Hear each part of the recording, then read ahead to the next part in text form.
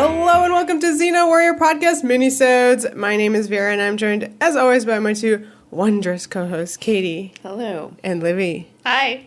Are you guys wonderful today? Mm-hmm. Super wonderful. Are you wondering what we're going to be talking about? Oh man, I liked that an embarrassing amount. Well, wait, before even beginning, a Happy New Year. Happy New Year. Happy New Year. Yay! Weird. Yep, 2021. That's all there is to say about it. Yeah. Oh my God. All right. I think we all are in a celebratory mood about that. Yeah. Indeed. We are. We've just forgotten what it means to celebrate. It's true. We also forgot what it is to see a movie. Yes. Technically. What is this movie you speak of? Yes, We haven't watched any movies yes. all year. No. It comes to you in a box. Yes. So they take the movie and they usually put it out in the big box. And then this time, because everyone's at home, it went into a little box. Yeah. But yet it's still a very big movie. It is. And I do love the tension of that. Like, I will say before we get into... We still haven't even explained what it is we're talking about Well, today. hopefully people read the title. But, like, it was really cool to watch a big Hollywood blockbuster type movie, like, premiere on my couch with my buddies, kind of having a good time with it. That actually is not how we would have been watching this movie in an alternate reality of 2020. We would have been sitting there on our best behavior in a movie theater. So I wanted that so badly. Quietly. Sorry, Katie. Instead, we were throwing popcorn at the screen. No, we weren't. We weren't even having popcorn. But, we saw it like how we saw it, talking and all. And it was, I don't know, I liked it. I like seeing stuff with the freedom of, moving around and yelling at it and cracking jokes and whatnot. Sorry for you. Are you going to be watching Denis Villeneuve's Dune on your TV? I hope by then we can go to the movies. That's fucking October and November. Well, yes, but that's true. It's true. But I would have enjoyed watching it on my couch. Eating some sand. I actually did. I liked watching Soul by myself in my room. See? There you go. Anyway, I thought, it's the company that makes a movie, with your friends. It's really. so funny to me. So I enjoyed it. I enjoyed that. Yeah. I like you guys' company. I did. There was too much talking. Katie was like, save it for the podcast. You should have been your true movie self and been like, shh to us. I wanted to. Surely there were quiet periods of time. I'm like, I'd like to speak to the manager, please. Yeah. There's an unruly party sitting next to me. Don't ban us from our own couch, please. Yeah, I can't. So. Well, we are going to be discussing Wonder Woman, the new films directed by Patty Jenkins, as per a prompt from our Patreon patron. Give us the prompt. Paul writes, do you have thoughts about the film Wonder Woman, which is from 2017, and thoughts about the upcoming film Wonder Woman 1984 from 2020? Whoa! Given that Xena and Gabrielle are the ultimate heroines in any genre, if anyone tells you differently, you can send them to me. That is, to Paul. Send them to Paul. Are there other heroines, fictional or non-fictional, that inspire you? Whoa. Well, should we answer that one first? Yeah, let's take that off talking first. about, Sure. unless you have a gigantic from list. Xena and Gabrielle, aside from Wonder Woman.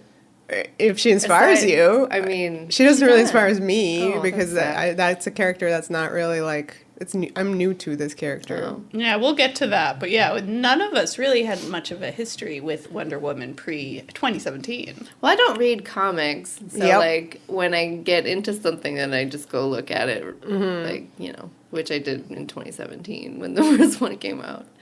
I feel like for you, Katie, it's like Deanna Troy inspires What? you. Yeah, not Diana Prince, Deanna Troy. Troy. I know, I'm so Star She's also Trek-y right royalty. now. I'm so Star Trek-y right now. Well, like, what does heroines mean? I like a lot of fictional female characters who That's are right, inspiring. and they're inspiring. Yeah. Yeah. So many Star Trek ladies. Catherine Janeway inspires me. Fuck yeah. Because she's from Indiana, so I always was like, she's the best. Yeah. And also Dana Scully. Oh yeah, fuck yeah. Big time. Naturally. Big time. If I was like, I would have liked to join the FBI if I could, but I don't know if they would take me because I'm a foreigner. Oh. I don't know. Mine are all ours are all like TV movies. Yeah. Well, I mean, you could be deep, like your mother, your grandmother. Oh, that I kind thought of it was thing. fictional. That's your It's fictional or non-fictional. Oh, which okay. is Well, kind that of too, becomes sure. hard then. The Russian woman who went into space. Yes. She inspires me. That's cool. Yes. Surely we have others. Maybe more will come up as we Director go through Patty the episodes. Jenkins. No. Patty. I was going to say Julie Taymor was the director that inspired me, but Ooh, I like that. I don't know about her new answer. movie. That's all right. Yeah, Glorious Steinem maybe inspires you. There you go. I don't know. Are you thinking about that Kate Blanchett show? Yes, but also the Julie Taymor movie Glorious. Oh, Glorious. We didn't watch which that. is It like looks really bad. cosplay of the Kate Blanchett. Gotcha. Kate It Blanchett sucks. inspires me. Gotcha. Kate Blanchett inspires We should me. stick to fiction, I think. Great. Yeah, I mean, I'm bad. I'm bad at this. I never really know how to answer questions about people who inspire me. That's right. I just have like Buffy, Xena. Yeah. Those are my answers. I mean, they you are. know, there's like Yeah. who's bigger? Nobody. Well, okay, so shall we move on to the big part of this prompt? Yes, the big The part of this actual- prompt. Yeah, that's right. The wondrous part. The wondrous part. Oh my god. Cats dying, cats. That's part of why I like her theme music. It's a little ugly, you know. I love it. Yeah, you would. It's got those notes. People make the videos where they compare it to other things, like immigrant song and stuff. It's got that kind of. That's I don't know how to cool. talk about music, so those kind of notes. I get it. Okay, so yes, like that stuff. Yes, that was the cat. The cat came back. Yeah, exactly. People might not know, but I have this huge crush on Hans Zimmer. A music crush. Yeah. And Yes. I was like really, really like horny for this theme song when I first heard it because I thought it was Which you perfect. did not first hear in Batman versus Superman. Right, I first heard it as like its own little tune. I think they released Yeah, they it released as a track, it as a maybe track. to like To, like, pimp promote- Batman yeah. versus Superman. And I thought it was so cool and like perfect. And then Hans Zimmer was like, I'm not gonna do any more scores for superhero movies. And then he did it again. And But I think only for Wonder Woman. I may be Dark wrong. Phoenix. He didn't do. Oh, Wonder he did the Woman. score for Dark Phoenix. He did not do the score for Wonder Woman, but he did it for Wonder Woman 1984. Yes, he did. Oh, He that's did, yes. interesting. That's very interesting. came back. Yeah, which I liked the score. I mean, it's Hans Zimmer, so if anybody wants to like be in awe of him, I recommend watching all of the special features on Interstellar about the that's a good score. score, yeah. It's incredible. I'm sure probably like Inception also had good stuff about it, but Interstellar, like him talking about that score, is just phenomenal. But anyway, Wonder Woman. Wonder Woman. Yeah, totally the So same. basically, you were saying like our introduction to the character of Wonder Woman was more because of the new movie. We're not really like comic book readers. Right. I think we've mentioned that a few times. Like we knew she So- existed. Yeah, obviously. of course. Like of course. yeah. Of We course. played her in Oh yeah. DC versus Mortal Kombat, Yes. that PlayStation game. I And loved like, did you ever watch any of the cartoons? What she appeared in? I never watched the As a cartoon child. nor the live action show. Yeah. Right, and I was gonna say that as well. Like that, I don't even remember seeing like reruns of it. So maybe they were just like not available to me. That's when I very was growing possible. up. Like I No, just yeah, I did didn't not see it. have access to that show, and then therefore never saw it. I would like to see it. I'm worried that I don't know. I'm like worried about my reaction to it. Well, But, yeah, I mean, it's like- not, you have to be like small. Yeah, and enjoy but it like I on think a Saturday I would morning. have fun watching some. It is now all on HBO Max. Like any Wonder Woman thing you could cool. possibly think of That's is on cool. HBO Max, right. including I think the Lucy Lawless voiced one. Do they have the David E. Kelly pilot? No, I would forgot love about that. no, That's they do what not. I would love. You can barely even find traces of it on YouTube, which I did try and find. Yeah, the other day So with I- Adrian. I She will- can have it all. Yeah. Oh, gross. Yeah. Oh, yeah. That did not seem good. And then the costume was like I liked it. historically bad on Yeah, that because show. it had pants. Oh, it had And, pants. oh, pants are bad. I don't know. I just remember people were mad. Yeah, about it. because It was more I like a mean, bodysuit kind of a thing. It's like she had like the same like halter top and then like just pants that are like that with the stars. But did it look cheap or something? It definitely I'm sure it's a looked TV cheap. show. Everything about that Nasty. pilot looked cheap. Did you guys realize that Pedro Pascal is in it? Oh, No! fun. Oh, that's so Yeah. funny. In what role? He plays this. I cannot name the character, but he's like like a policeman type That of character. is so he has a long history with Yes, Wonder and, Woman. The greatest part for me was finding out that Tracy Toms was cast as Etta Candy in this pilot. Ah. So I think that would have been really, really cute. Yeah. I guess it was bad, though. I guess so. I guess Anyway. if you know what if David E. Kelly did like a Big Little Lies version of Wonder of Woman Wonder now. Woman? I mean, I would watch that for sure. Like Nicole Kidman would have to be in it. Yeah, and what's that and means? she was like offered parts in the Patty Jenkins. Well, she's an Aquaman. she chose and a different. it is the greatest thing. Well, actually, Big Little on earth. Lies prevented. would she have been She would have like been Hippolyta. Hippolyta. Hippolyta. Excuse me. that works too. She was Someone's mom. She couldn't do it because of Big Little Lies. I Hilariously, see. David So she was Kelly. like, I'll just come and be Yeah. Jason Momoa's mom. Yeah. I like That'll her. be more fun. I in mean, Aquaman you have to more, see I think. Aquaman to truly enjoy. I like Connie. She's great. Connie's great. Yeah. Yeah. Agreed. I mean, we should get into it and Yes. talk Yes. about Yeah, it. we Let's do basically it were saying we first. don't We really have basically a don't know. history We don't know. We don't know the comics with and, Wonder Woman. We don't know the TV. If you're in New York and you go to the Whitney Museum, I believe I think it's the Whitney. There's in like the modern sort of art type of area, they have like a little Wonder Woman art that Oh, cool. it's like like parts of the show. I don't know, like on repeat, and that's like the art. I think. Oh, cool. So a little Interesting. bit of like a vid, but Yeah, like but like deconstructed. if you do like the same shot like 7 times, and you're like, "Whoa, what does it mean?" What does it mean? Yeah, Something about time. yeah.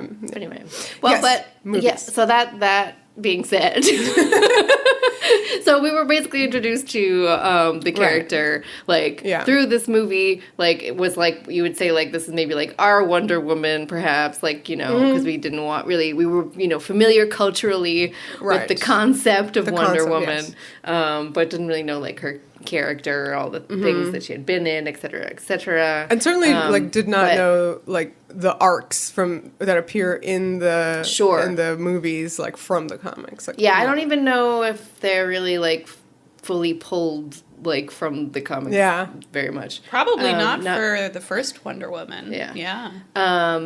But I was gonna say like to start with the first one. Like I really loved the first one, and I just wanted to like remind everyone like at the time like around this it was around the same time that the movie Professor Marston and the Wonder Woman came out. I right? think so. They were like. Wasn't it after? I It was think after, not but I long think it was after. like It was like not the long summer of Wonder Woman in various Yeah. states. Yeah. Like first the movie, and then like the movie about the movie. Yeah, Or so the maybe book. maybe Sorry, that the movie about Professor the- Marston yeah. came out in the fall. I just wanted to like slide that in there because it's like a really number one. It's a good movie. If you haven't seen it, I liked it. But also loving the first movie and then seeing this movie made me like more interested in Wonder Woman as a character. I still don't read a lot of comics. I still really haven't gone. I would like to, but the origins of Wonder Woman are fascinating. Yeah. And the whole story of her creation and William Moulton Marston and everything is just look it up. It's so good. And I think it makes the character that much more interesting. Like knowing that she has this kind of like origin story after Superman and Batman, but was like basically like the third biggest one after those two. I mean, yeah. And like kind of created by this very interesting character who was a feminist who thought that, you know, women would be ruling the world, but in 1,000 years. From few more years to go, ladies. Few more years to go. And there's all sorts of fun topics including polyamory and bondage and things like that are all kind of wrapped up in her lasso of truth and him inventing the lie detector, and it's bananas. So I think it makes the character that much more fascinating to kind of like dig into. But we're talking about the Patty Jenkins movies. Yes. Today. That's right. Patty Jenkins, known for her Oscar-nominated film Monster, which won Charlize Theron an Oscar. And then, like, hey, she got Wonder Woman. And that was, I think, after many years of trying to, like, make a blockbuster movie. Like, she almost made it in 2005, it seems. Wonder Woman. Yeah, but then she was, like, pregnant and didn't do it. And then came back to it. And then wasn't she at one point connected with Thor 2? Yeah. Yes. Yeah. And that did not work out, which made Natalie Portman really mad. Well, that was bad. Yeah, that was a terrible movie. I don't think Patty's talents would have been best served by that. So everything happens for a reason. Okay. Just because you're saying she made Monster and then Wonder Woman, there's like 100 years in between those movies. Yeah. Well, I'd love to hear the Eileen Wuornos, Diana Prince parallels. Oh my god. Wow. I feel like this will come up a lot, but like there is a lot of pressure on these movies to exist being number one, about a female superhero, and like the first female superhero movie after 100,000 billion trillion Batmans and Spider-Mans and Supermans, etc. And then also being a female writer and director. Yes. They don't count that. I saw a fact that said this is the first female-led superhero movie since she's Elektra. A villain. Catwoman. Yeah, I'm just like, villain, but not semantics. But she's not a villain in her own movie. A villain-esque, not a straight-up villain. I do think there's been some Catwoman erasure. I think that Catwoman no one is not talks about connected. Catwoman. I don't think she's connected to like. I Selena think there's a certain way you have to be as a character to be considered a superhero. Well, I didn't know that Elektra was considered that, but I loved that movie. And then so Wonder Woman also too, just for people who aren't aware, like I think that like the biggest overriding force in Hollywood right now and like our fate to watch superhero movies for the rest of time forever ad nauseum is Marvel, which I think has like cornered the market on whatever it's doing with its universe, the Marvel Cinematic Universe, et cetera, et cetera. Wonder Woman was part of DC. And their attempts at the cinema have not reached the heights of Marvel and what Marvel's up to. Tried. I think it made some mistakes. It continues to do so. But I don't think it continues to do so. I think the individual movies are way more fun. Than like the Justice League. And Wonder Woman herself was introduced in Batman versus Superman as a character there, which I think also is important too, kind of as a framing device for these movies, because how she is in Batman versus Superman and then also Justice League kind of, I don't know how to say it, like put them into a corner, but like they have to, these movies are set before those, so the character of Diana Prince in these movies has to be a certain way, because in the now times she's a certain way, and is like only introduced to the universe in the Justice League, like as a person who is it's like making herself known. It's like in the Fast and the Furious franchise where everything leads up to Han's death in the third movie. Oh, Giselle. R.I.P. Anyway, so I just thought that was important, sort of, because they're not great. No. And like her in those movies, I don't think is like super great. Nope. Either. So I remember people being really excited for when she showed up in Batman vs. Superman. Her entrance, her entrance as Wonder Woman with the Hans Zimmer junkie. It's really all about Hans. That particular tune is awesome. And she doesn't do a lot. She kind of is just quiet in scenes. Yeah. And then she gets that photo that is important in the first movie, and that kind of like pulls her out of hiding, sort of. Anyway. Yes. That's a thing. Yeah, so I mean, League. it's hard to kind of like, because when stuff is like first, you don't want it to be set last, because then you're kind of, as Katie said, boxed into a corner with things. So even as you like progress the characters and like progress the character and involve her within the timeline, it's like she's always has to revert almost. Yeah, sort of what I want to get across is that like a lot of the plot involving her in those movies is about her kind of being in hiding and then like shutting herself off from the world and being kind of sad about Steve Trevor, and like it's kind of related to the stuff that happens with like Superman and Lois Lane.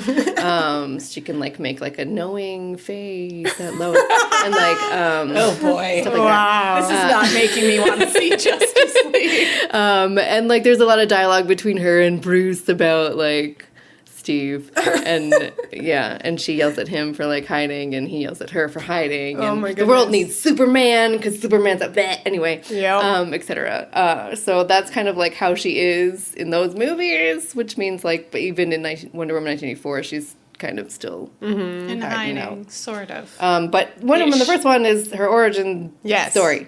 Right, let's do it. Well, we were introduced to the Amazons who live on Themyscira.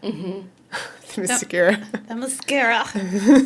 The most magical Greek question mark island. It's technically Italy, so That they filmed? gorgeous, yeah. Oh. Amalfi Coast, baby. In the first one. Oh, gorgeous. Yeah, that's Themyscira. So they are cool, badass ladies. Oh, fuck yeah. It's all you need to know. This is, I feel like we should say, I think when we were talking about Xena reboots, we were like, it should just look like this. Yeah. Why doesn't it look like this? Themyscira movie when? Right. Like, why isn't any of these movies just these opening scenes? I admit that's really all I want It would be so out of fun. these. Yeah. Like, and you get little glimpses of like intriguing kind of internal divisions between the Amazons, like their politics, like how they see their place in the world. I have so many questions. In some ways, it's kind of like another version of the Wakanda story, and I would love, love to like have like these like walled off utopian civilizations. Like, what are they, and what can they do for the world? Tangent, but that will be the next Black Panther movie. The It's all about Wakanda movie. Yeah. Yeah, And so, I mean, again, sign me up. Unfortunately, but Yeah. like that is the plot, which will be really interesting, I think, to see. So yes, I agree. Maybe Wonder Woman 3 would have more of this, because Yeah, which is a want- go in development good. with Patty. That's great. And I'm glad, I do have hope in that Patty keeps revisiting Themyscira as a location, having those prologues to both movies be set there, and continuing with our fave characters, Hippolyta and Robin Wright Amazon, whose name I don't care to know. Antiope, right? Yeah. And Are they Antiope. sisters? That's her aunt, right? Yeah, it's her aunt. Yes. Yeah, I mean, I fucking loved seeing Robin right there. I mean, I feel like at the time she was like, wasn't she like taking charge of House of Cards at that point too? It was like, whoa, Robin Wright here, Robin Wright being badass. Yeah, badass Amazon, badass lady president, just badass all around. Yeah. Yeah. In this first one, she just stuns. She does. They're great. Yeah. I mean, all the stunt women are like, I mean, that tons they're of the stunt women. The stunt women are like the stars of Yeah. the Amazons, like you know that whole portion. They're doing their thing, and it's. I mean, you know, like their costumes were. It seems to be designed to like show off their like muscles, which is the point. You know, my literal only problem with all of the clothes in this whole movie, and my nemesis, is the wedge heel. I despise like it. that. I despise the look of it. I think it's horrible, and I'm just like upset whenever there's close-ups of it. When whenever she skids across the ground. Whenever I see the Amazons even in it, like, oh, it bothers me so much. I'm sorry. But Patty Jenkins loves a long leg. Just elongated. But Gal I'm like, Gadot has them. I'm like, she has Gal them Gadot already. has them. She has them. She doesn't need the fucking wedge heel. Oh. Wow. So anyway, Does she that's have my them? my rant about the fucking shoes.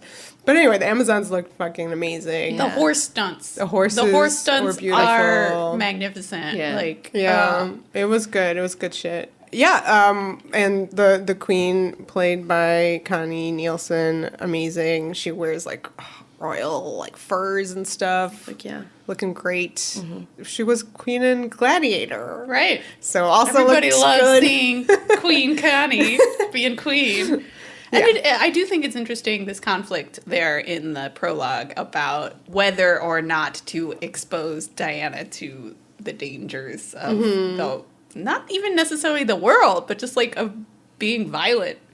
Yeah. I am really curious, like, what Hippolyta, like, imagined life would be like for her if she didn't train as a warrior. Like, what would she be doing on the Themyscira? I know. Sports. Yeah, she's really As we will see. very good at sports. She would be like, yeah, queen of the Amazon soccer team. It is weird that, by the way, I want to see that. It's weird that, like, their whole culture is about fighting, so it's just strange. And also, like, she is the... Well, because she knows she's the... Yeah, Right, but, like, what did she God expect? killer. Shouldn't she, like, Trying to get not- her... No, she's her mom. God. Yeah, I think she should have trained her herself. That, that might have helped. Yeah. I like their relationship. It's very protective and... It's cute. It's very sweet, yeah. And then you have Antiope, who's there to be like, nope, I'm going to train you. I'm going to beat the crap out of you. That's right. Oh, she's so good. Yeah, I loved all the training sequences, and I loved kind of hints of like what the God Killer is, like coming out of her, and then they give you that MacGuffin of the sword is the God Killer. Right, which is well set up. It gets all these sort I of liked like, it a lot. you know, shots that make you go, oh, that's a cool weapon. She, you know, goes to all the trouble of stealing it. And then it, like, when she eventually meets Ares, it just, like, explodes. And you're like, whoops. So their wonderful paradise is kind of rudely or accidentally, I don't know, poked through by an airplane. I'm surprised it took so long. I also don't understand how like just rogue ships would constantly go in there over like shipping lanes, and then It's the thing. You just start pulling at the thread of any comic book thing, and you're like, Yeah. if it's hidden like this, why can't it just be a solid wall of hiding?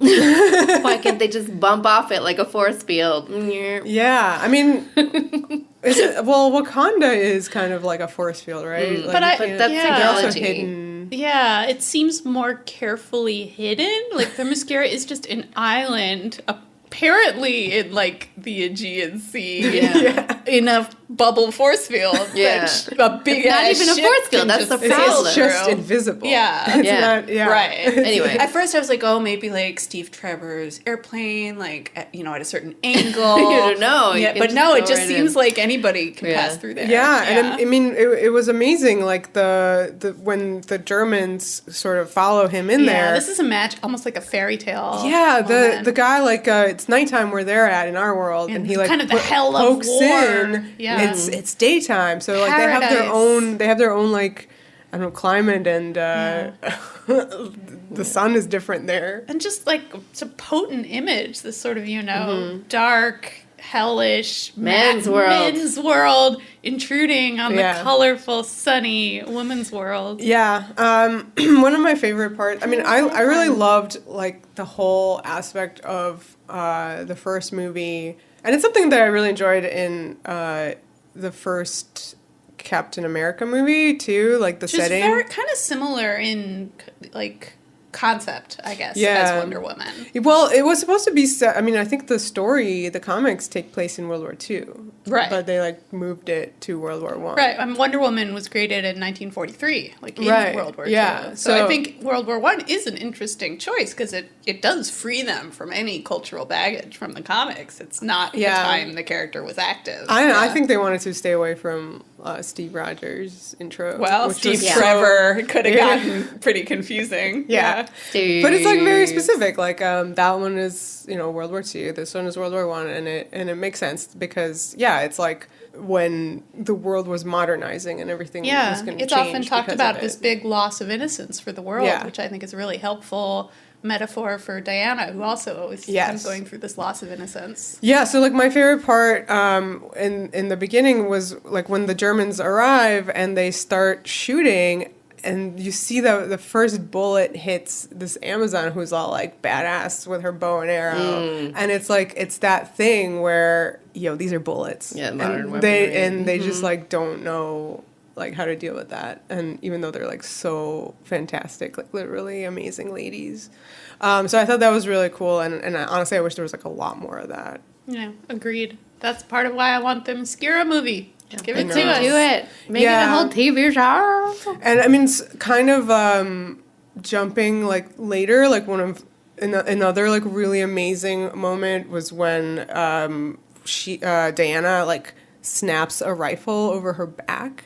Do you guys remember that? No, it was like she's like fighting that like pocket of Germans like in a tower, and she like goes at them. But like there's one shot where she just like breaks that rifle over her back. And it's like so powerful. It's like lady back breaking this very powerful. This weapon, phallic weapon. Anyway, bullets were no match for the Amazons for the most part, and our fave tragically died. Aunt Robin. Yeah. Robin. That's why it's good that they can just keep flashing backwards. More work for Robin Wright. Just keep giving her work. But yeah, she's a great character. And, like and one possibly of the best things in the first movie. That was like a big gay tragedy there. Oh yeah. Well, there's no man on there. Except now there is. The dark-haired woman who follows Aunt Robin around is her girlfriend. I think so. Yeah. She wears like the red armor. Yeah. So yeah, this is like Steve's here now. Vera's mad. Amen. I don't mind Steve Trevor. I don't so mind in the first one. Okay. I think he's pretty fun on the first one. Yeah. I think he's pretty fun in the second one. We'll get to it. We'll get to it. Oh, here we go already. But I do just love the symmetry of the first movie. How he gets to be this fish out of water, in her world, and then later she's the fish out of water in his, and sort of seeing them both acting as guides for each other. I think is very romantic idea. Cute. Yeah, and she has to choose to go with him or stay. Like her mom wants her, of course, to stay, and she's like, "Nah, I gotta go." So she chooses to go with Steve, and that's like a really big deal because her mom, Queen Connie, literally says like, "You're breaking my heart, and you'll never come back here again." And you may never return. Yeah, you may never return, and that's really difficult. However, Diana needs to help the humans. Right, that's her whole thing. Yeah. So I think that's really an amazing conflict, and I dig it. And I sort of wanted that to be like her drive in both the movies. It's definitely like in the first movie where she's like all about humans. Yeah, she really loves them. And admittedly, you begin to understand that part of why she loves them is she has this like really simple idea of what they're like. Yeah. And that I think to me is such an interesting like tension in the movie is how and the more she learns about humanity, the more you as the viewer become worried she won't be She's so just gonna cool with leave. I mean, it's really amazing, like, when they arrive in England and, like, she sees a baby for the first time. And she's like, oh, my know. God. Because A it's, like, baby. all these Right, hot she's women never that she seen- knows. Yeah, It's she was the only Yeah. kiddo. Yeah. Because of the whole clay thing. Right. She was made out of, like, a dreidel made out of clay. Yeah. So, cute moments, like, when she's introduced to, like, spinning doors. Yes. Technology It's elf, of basically. Yeah. Oh my God, there's a lot of Elf in both of these movies. Uh-huh. Right. Like literal scenes from Elf. It's a little unexpected. I guess, but Jon Favreau is from Marvel, so maybe not that unexpected. He makes everyone watch Elf. All the directors of the Marvel movies. This is DC, Vera. Oh shit, you're right. You're But right. I like We it. talked about that a lot. Yeah, at the we beginning. did. Oh, it's all the same to me. I know. So anyway, spinning door, she fucking, can't Yeah. handle it. It's great. She's so cute. Trying on outfits was really cute. Yeah, it's a sequence that you kind of expect to be a little absurd. In part because it's the superhero movie about the girl. Of course, she needs like a makeover scene. Yeah. But it's actually like a really good character scene, and I feel like Yeah. that's the magic of the first Wonder Woman movie is that you have all these scenes that could have easily been so like stereotypical, like, oh, Steve Trevor sees the island full of ladies, he's gonna be a horn dog about it. And he's like not. And in fact, the only real scene that talks about that tension, he's the one who's completely naked. Yeah. I think the makeover scene is so much just about Diana being like, okay, I put on this outfit, but now I still have my shield and sword. Oh my God. Like she But- hasn't changed yeah. a single thing about herself, despite being made over. And she tries to she tries the outfits on and is like, oh, can I do kicks and stuff here? Or Right, not? yeah, it's very like that was practical. part of that. Yeah. The outfits she chooses or not. They of course choose like the cutest one for her, and it's like a Superman homage because the first Wonder Woman was like a big Superman homage for Patty Jenkins. So I guess it's, I like, see part of that, it. yeah. That's what it was talked about at the Yeah. time. The first one? Yeah. The second one is too. The Okay, she loves Superman movies. Yeah, Superman movies. 1970 the 70s, 80s movies. So she's supposed to like go on this like big mission with Steve, because she needs to kill Ares, and she thinks that Ares is Ludendorff. German high Yeah. command. Yeah. So this was like another thing about like the first movie that I loved, of course, is the Greek mythology aspect of it. In the movie, they talk about how all the gods are dead except for Ares, which immediately I'm like, mistake.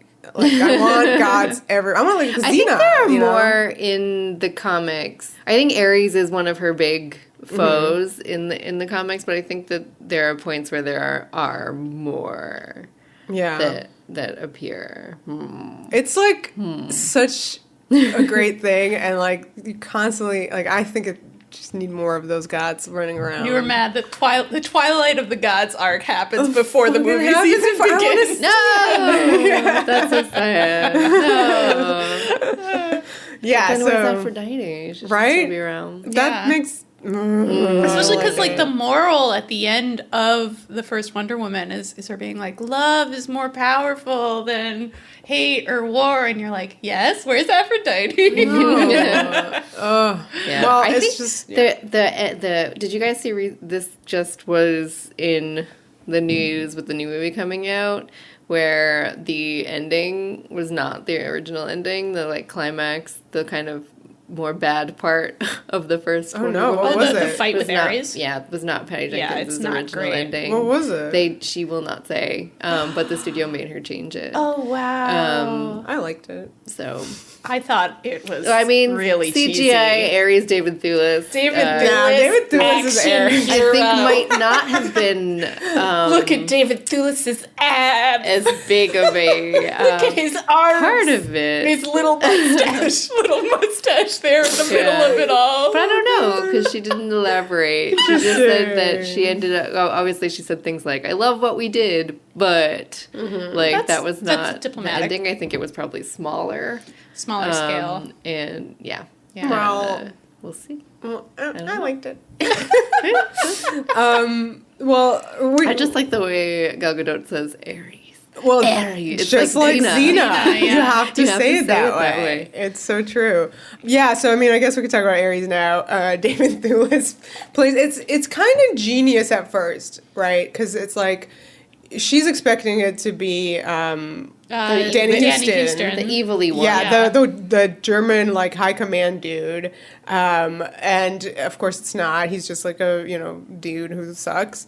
And it turns out it's like Ares is this like British guy with like a limp. He's like Kaiser Sosing the whole thing. Who's the advocate for peace? Right, He's exactly. in charge of arranging the armistice. Yeah, and he's like the Britishest looking British man, and you're like, what? Him?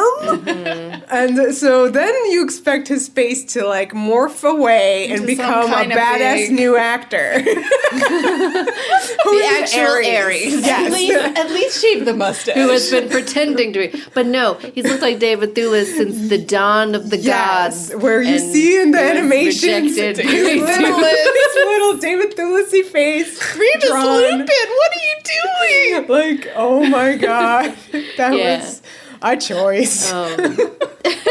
Yeah. So yeah, But, yeah. And yeah, I just found the whole like CGI fight between him and Wonder Woman mostly just like Yeah, it's pretty bland. didn't care. Pretty bog standards. yeah. I mean, they one floats, for the other one floats. nighttime. They throw throw stuff things at at each each other. other. I didn't mind it technically speaking because it was her kind of figuring out her powers at Yeah. that moment, and it's probably better than like them talking that. or something. Well, I the don't moment know. when she realizes that Steve has sacrificed himself and like has that sort of like moment of golden rage is really powerful. So like it is one of Yeah. those things where you're like, the like emotional heart of this sequence is there, but the actual sequence itself is stupid. right. But that part's good. Yeah, that part's really good. I mean, there's good like positives there, like when he's like a bunch of grenades go off and she can't hear, so she can't like hear what that's Steve beautiful. has to Right, say. her Yeah. final moments with Steve, she can't Yeah. hear them, But we hear it until later. Yeah. I thought that was such a strong Yeah. choice. Yeah. I think the romance between her and Steve is really well done. I love that it's consummated like 2/3 of the way through the movie. Like, that the movie stops and gives them time for that moment of The togetherness. scene in the little town Yeah. is so nice. Cute, yeah. I think the yeah. pacing, and I was thinking about this especially going into the sequel, and everybody was like complaining about it being 2.5 hours long, and I was thinking about the original, and I was like, I love that it takes its time. Like, Well, it's so big. Like you have to, they gotta allow get it. a Yeah. lot. I mean, but it's not just that. Like it's big, but it also really allows for like little moments. You have all these small scenes where Diana and Steve are just like talking about like Diana's life on the island and what she likes to read and where does Steve come from? Where do all the men in their little team come from? Yeah, And- you get Yeah. more insight into the team. Right, which is Yeah. like so comic book. It reminded me of the first again, the Captain America, which is the Super one that odd. I like. I have to say, like I don't like any of these really, but I don't do go like there. some. I don't go there, but I like some of them to an extent. I want the comic book adaptations to be far away from the material. Like I need them to be grounded in reality and not like we got to do this because it was in the comic. Look how cute. I basically agree with you. So like Yeah. Steve's team in like Captain America, you can by looking at them, you're like, these are guys from the comic book, like bowler hat guy, mustache dude. because they're all just like a visual. they're like they're not like They're not real people. army Guys guys. felt like So these guys are also clearly like a ragtag team, but like And you they know have you got their like a own Scottish wants guy, like where's and his traumas unit, you know, and this and that, things. like doesn't really and kind of make the movie sense. takes time to kind of give you little glimpses of their dramas and pain, and like there are these moments of complexity, however pat they are, like the Native American character being like, Steve Trevor's people killed mine, and you're like, cool, okay. But like, how are you guys a team? Like, what do you do? Like, what is this? I get he's like a spy, or whatever, but like Scottish stuff. Guy's clearly from a unit. Isn't he like true. AWOL? Like, I don't know. Don't question it. I don't know. I did like his like he can't shoot thing. It was really good. Yeah. But anyway, and the movie never loses track of that. Like he's there the whole time. Yeah. Yeah. So I sort of enjoyed like the various like PTSD aspects of those guys. And you really like war is hell. It's such a a cliche, but you feel it in this movie. I think it's so important. There's that sequence of them traveling on the road, and you see all the civilians who are refugees at this point and suffering, and Diana just see her struggle of just wanting to help everyone, and they just have to keep walking. Yeah, because like you're talking about how she was like being, she wants to help every human because she's like, that's her thing in this movie, and Steve has to like teach her that you can't do that for this war because it's like such a mindless, like useless thing, but it's so huge. But then of course he sacrifices himself for every human. He can do it that day, but she can do it the rest of the years. So there are many set pieces in the first movie, I think, like many, and one of them that we should definitely talk about is like the big no man's land part, right? So I was saying that I really love the movies set in the wars because like it really grounds them in reality, and like you really like in Captain America, you're like, oh, the villain, like the Nazis really were obsessed with like crazy like mythology stuff. So of course, like you get Red Skull from that and that kind of shit. And so here, like the use of the mustard gas as like an enemy, which is like a real thing. Do you guys remember the movie War Horse?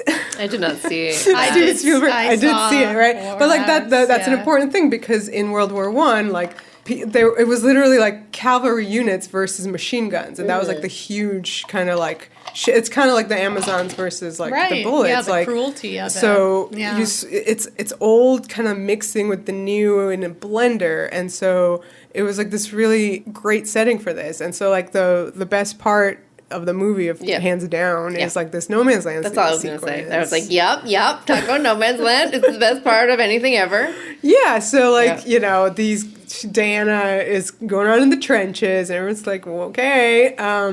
And she's like, hey, what about over there? There's like a town we need to go. Like we got to help them. And she's like, you can't. This is no man's land. Like nobody's been able to get a foot of this territory for like months or whatever he said. It's like a year. Yeah, there you go. And that's like kind of real, unfortunately, for like World War I. It was horrible. Like they would fight for, so many people lost their lives for like a tiny portion of like gaining or losing some stupid ground.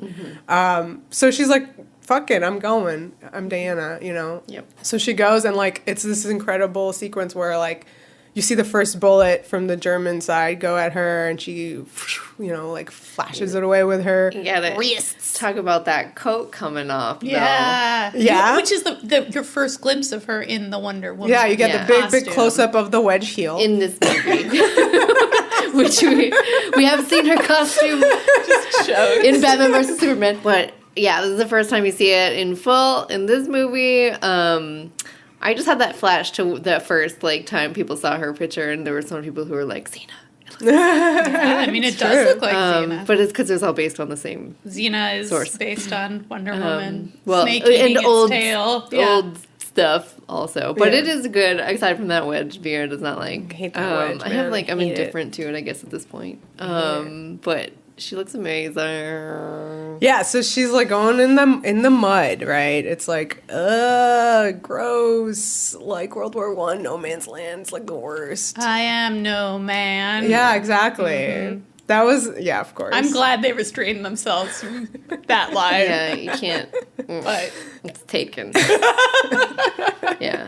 But I mean, aside from something like that, which is not, Yeah. You've never seen like a female superhero in a movie like really do something like this. Everybody cried. I cried. This is I cried too. I mean, I'm getting teary just thinking about it. Just because, like, my favorite line is when Steve realizes what's happening and he says she's taking all the fire. Yeah. Like, that's what I want from like anything. Is this like she's taking it all so that they can like survive and go. So good. It's so beautiful, and like she like slowly the Germans start like firing their machine guns at her. She whips out the shield. She's like she's walking, and then it gets too much. She like crouches, and it's just so good. But the guys are able to go, and like, oh my gosh, the good guys, yay! Really powerful stuff. Yeah, it's super moving. Yeah. And it's just, I mean, I feel like it shows the power of what like superhero movies can be. Like, it is a larger than life image. Like, you just like, it moves you in a way you can't even like put your finger on. You're just like, whoa. Yeah, and that's like this is why they were invented. Yeah. But it just made me want like more superheroes participating in these like human big like events. Yeah. Just Well, you think about like world history and moments where you wish there was someone who could do the thing that no one could do. Like, I feel like coming out of that trench is something where you really understand like the power of kind of a figure who isn't human being able to do these things that everybody wishes they could do. Yeah, and like she totally like stayed put for World War II, Vietnam. She did not. Chillaxed. She did not. You saw those photos. Yeah, that's true. She went to the concentration camps. To take photos. To take photos. It seemed like, I don't know. No, she was like leading them out. She was liberated. She was liberated. That's so it's implied. It's implied that she's liberated. She's not doing anything for show because she's in hiding. Yeah. So that was probably like the greatest moment of the first movie. Another cool moment, of course, was like when she walked with the dress and the sword. That was like just cool. Another great visual. Yeah. An excellent thing Gal Gadot can do. And be in dresses. I love her in these movies. And so then she like Steve dies and poor little Steve. She goes on. I do love that photo of them all. It was really cool. Great photo. Yeah. Thank you, Lex Luthor, for sending it. I think it was Lex Luthor. Oh, not That's Bruce? weird. I don't think it's Bruce that sends it. Okay. I mean, I don't know the plot of Justice League and Batman versus Superman. Somebody can tell me if I'm wrong. Oh my goodness. Jesse Eisenberg is I Lex? guess. Yeah, that's right. Well, Good time. God, those movies. Ooh, they're grim. The various kind of like lessons and everything in the first movie like all like made sense to me. Like everything like was important. You know, she like she went through no man's land to save this little town, and then the next day the Germans mustard gassed them all. Everyone's dead. Which is like the poster that the orange light is like from that. Yeah. So cool. Reminded me a little bit of like in Mad Max Fury Road. Oh yeah. The mustardy Furiosa, light. the scream in the Yeah. desert. So this movie was really powerful. And now it's 1984. Let's talk about it. It's a really good one. A really good origin story, I think. The first one? Yeah, the first one. Yeah, a great origin story. Yeah. Like really and strong. like, just really... Really cool visuals It for had fights. so much pressure on it, Yeah. and that's the kind of thing I think maybe we might be getting into in a second. But like, there's a huge burden of representation that's set on these movies, and I think that the first one, like, came out relatively intact. You know, it's not... It is a great movie. It's got some issues, but like, it's still a great super successful, movie. Made a lot of money. Yeah. Good stuff. Yeah. So, 1984, which was obviously... This prompt was like before the movie came out, so we could just talk about it like we haven't seen it. The upcoming one. 1984. Well, it was pushed. So spoilers if you haven't watched it yet. Sorry. If you haven't seen it, like, you better stop now. Yes, we will be discussing it in detail with spoilers. Yeah, I mean, we could try not to. No. Yeah, nah. So, like, going from 1914 or 17, I forget what year it was actually, whatever, World War I times, jumping to 1984, like, literally the color palette goes bananas. Oh, yeah. Like, woohoo! Yeah, we're in and the this 80s is now. where it's like when you were saying that's why my brain went when you said the Superman thing, Yeah. because these are actually much more explicitly referencing the Richard Donner Yeah. Supermans from 1978 and the early 80s Superman Well, the movie yeah. and Superman 2, I think specifically. Okay, I mean, especially with the flying, yeah. Yeah.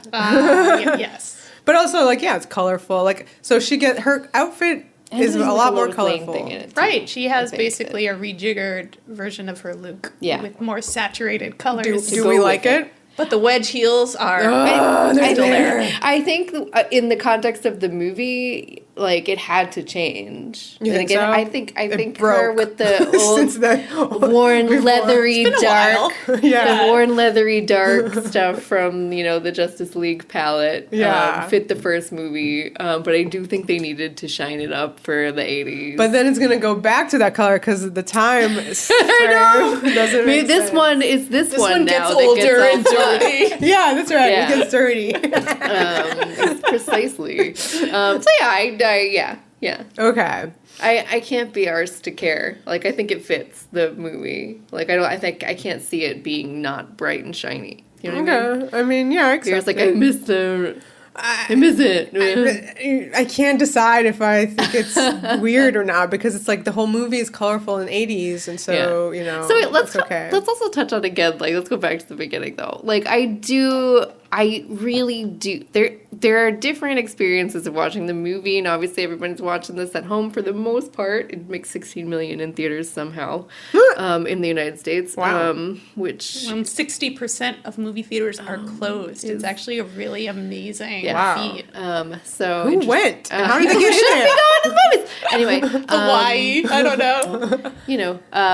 so there's that. I miss the parallel universe where I did get a chance to see this in the theater because there's just so much huge shit that just would have been so fun. Like, I want to say that one of the best times I had in a theater with any of these ridiculous movies that, aren't technically always like our speed was seeing Aquaman on the IMAX. Yeah, it's true. It was, and Aquaman is not a great movie. It's good in the way that it's just ridiculous and stupid and bad, and it's allowed to be stupid and bad and ridiculous. And people were like, it's like the opposite. Well, people are like it's the kind of the opposite of like the Batman Justice League, yeah. It's tone. like the bright one. And the other ones kind of in this oeuvre are like, He controls Shazam? fish. Shazam and Aquaman, the long gesticulating Flash movie that I don't know if that's It's happening. Yeah, and then I guess Joker is like Joker is sort of like the other arm of this. yeah, like, they're doing a whole yeah. thing where they're creating like an Earth 2 of like why because of the Batman with Robert Pattinson. It's kind of like a reset. Oh, on God. This is confusing. Yeah, don't worry about it. They're literally like going to be multiple like a streams. like a multiverse, but in cinema. This is torture. DC This has is kind of my ideas. point here that I'm leading to, which is why like I don't really have good arguments whatsoever. It's just that like I had a blast watching Aquaman. It's very silly. It's very dumb. Like Julie Andrews plays a big squid that plays Yeah, like that's there's like good. a thing that like is like octopus is playing drums and shit, and it's like what the fuck is happening? Merman.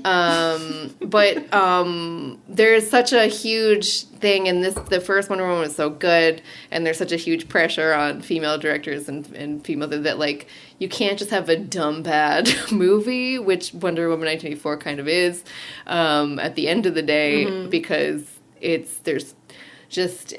sucks that you're just not allowed to let it be stupid and whatever.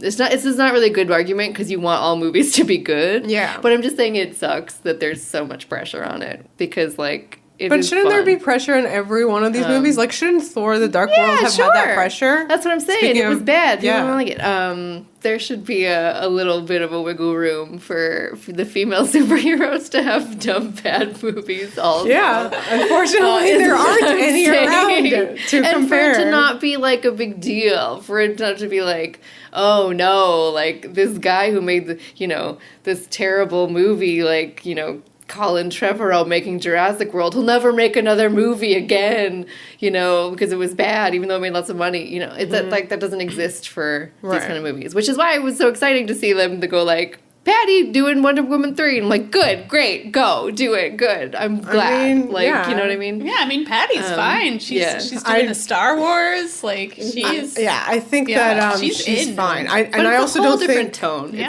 It's doing a whole different thing than the first one. Even though she, like, is credited as, like, the writer, I still think that so many of these choices are probably studio-based as well. So Sure. whenever there's, like, a bad thing in one You of these, think I'm always that like... Blame it Chris on the Pine is studio. shoehorned into this movie? Who? You think Chris Pine is just like, how I do we don't get think... Chris No, Pine I don't back think... in here to be in this movie? Probably they were like, well, he was really popular in the first one. We got to get him in there. I mean, he's part of her story. He's certainly in the David E. Kelly pilot.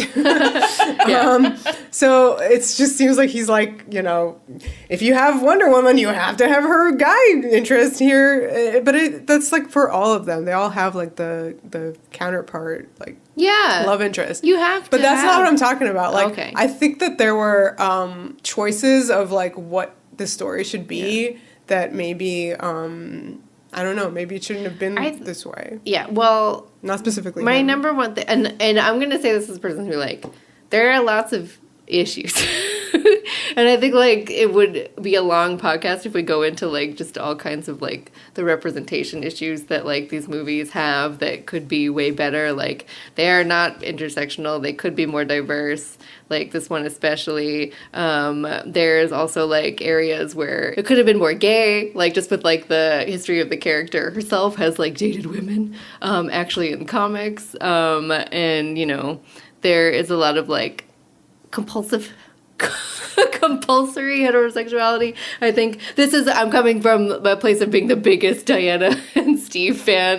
Like I love them. They're kind of like one of my favorite love stories in all of these superhero movies. There are like so many areas. There's like I think very problematic representations of the Middle East in this movie that don't make any sense. A lot of it just stems from a lot of the plot making no sense. And so this is those are all a whole bunch of things. But like when we're just talking about like the movie itself, I think one of the issues is that it's two movies in one. And I think there's the movie and it's 2.5 hours, which is longer than Avengers Infinity War. Why? Really? Yep. I don't think 2 It hours didn't and feel 31 that minutes. way. Yeah, but it's fun. And I think that like, and especially like the No, it first doesn't. half of the movie is super fun. Yeah. And then it kind of like the plot is one of those things where it's just like, it's almost like so simple that it becomes confusing. You have to like really pay attention and pull it apart. But I think like, I would have loved to have seen like the movie with Max Lord and I would have loved to have seen the movie with Cheetah. Yeah. I Like agree. just two different movies where Very you could different. like hone in on these different topics and different characters and relationships would have been, I think, better and then shorter. I like a 2 hour or less movie. It's very in character with a sequel of a comic book movie to have two villains. So you have the Penguin and you have Selena Kyle. Sure. A feline. I feel like baddie we have lady. that movie to thank for this. Like everybody attempts this. This is like the thing to do. And like, I mean, I love Batman Returns, but man, I wish it hadn't taught everyone this. Okay, lesson. but you're missing the point here in that Batman Returns, maybe it works because the baddie is also the love interest. Yes. So like They actually it's not occupy three two different characters. Yeah, so it's only like two narrative characters. roles. Yeah, so Yeah. it's fine. It works that way. It also works really well in the second Spider-Man movie, the Sam Raimi Spider-Man movie, with Doc Ock and what's-his-face, James Franco's character. Like Son of Green Goblin. Because I think, like you're saying, like the relationships are different. Like even the one, like they're both antagonists. Yeah. But like one is, best friend antagonist. Right. And one is like sympathetic other antagonist. Yeah. Which I think Wonder Woman was trying to go for, but it didn't have the ideas and the time to establish that. Yeah, so there were, I guess, 3 plot lines here in the movie that really Three kind of main take up like the whole That time. all connect via the Dreamstone wishing Yes. scenario. So, who wants to describe it? But just the plot, like, real quick, you mean? Yeah, so like Diana, it's the 1984. It's 1984. She works at the All her museum. friends are dead. She's like that little dinosaur in that book, which is sad. You know, the pictures that they do at the beginning that we kind of already mentioned, they do a thing where it's like there you see a few pictures, and by the last one, it's probably like the early 50s maybe, and it's just her and Etta Candy being a sweet little old lady. Yeah, and that was Davis. really That cute. thought was Angela Lansbury for a second, the way they made her look. I was like, why is Angela? Oh, it's Etta Candy. But just like that, she clearly has had this core group of friends, contacts, family, I don't know, you know, that she has been doing things with that are now all gone, and that's very sad. She kind of has lived this vampire life where she lost her dude, and then one by one all of her friends. So, like, she's been kind of alone and hanging out and doing her museum job. I love that scene where she's just in the restaurant having the wine. Dinner for one. Oh my god, that was maybe my favorite scene. So that's kind of like where she's at. And then you have her meet Barbara Minerva at her job, which is Kristen Wiig, who is Cheetah later in the movie. And like they work together, and basically like it opens up on the set piece in a mall, which is really fun. It's like a Stranger Things mall. She's saving people, whipping her lasso around, and there's this sort of shady dealings going on in the jewelry store where there's artifact, which is our like MacGuffin-y thing of the movie, and it's an artifact that basically you can make a wish on, but in return it'll take your most prized possession away from you. Gets into the hands of Maxwell Lord, who is a character from the comics played by Pedro Pascal, who you know from The Mandalorian, or Game of Thrones, or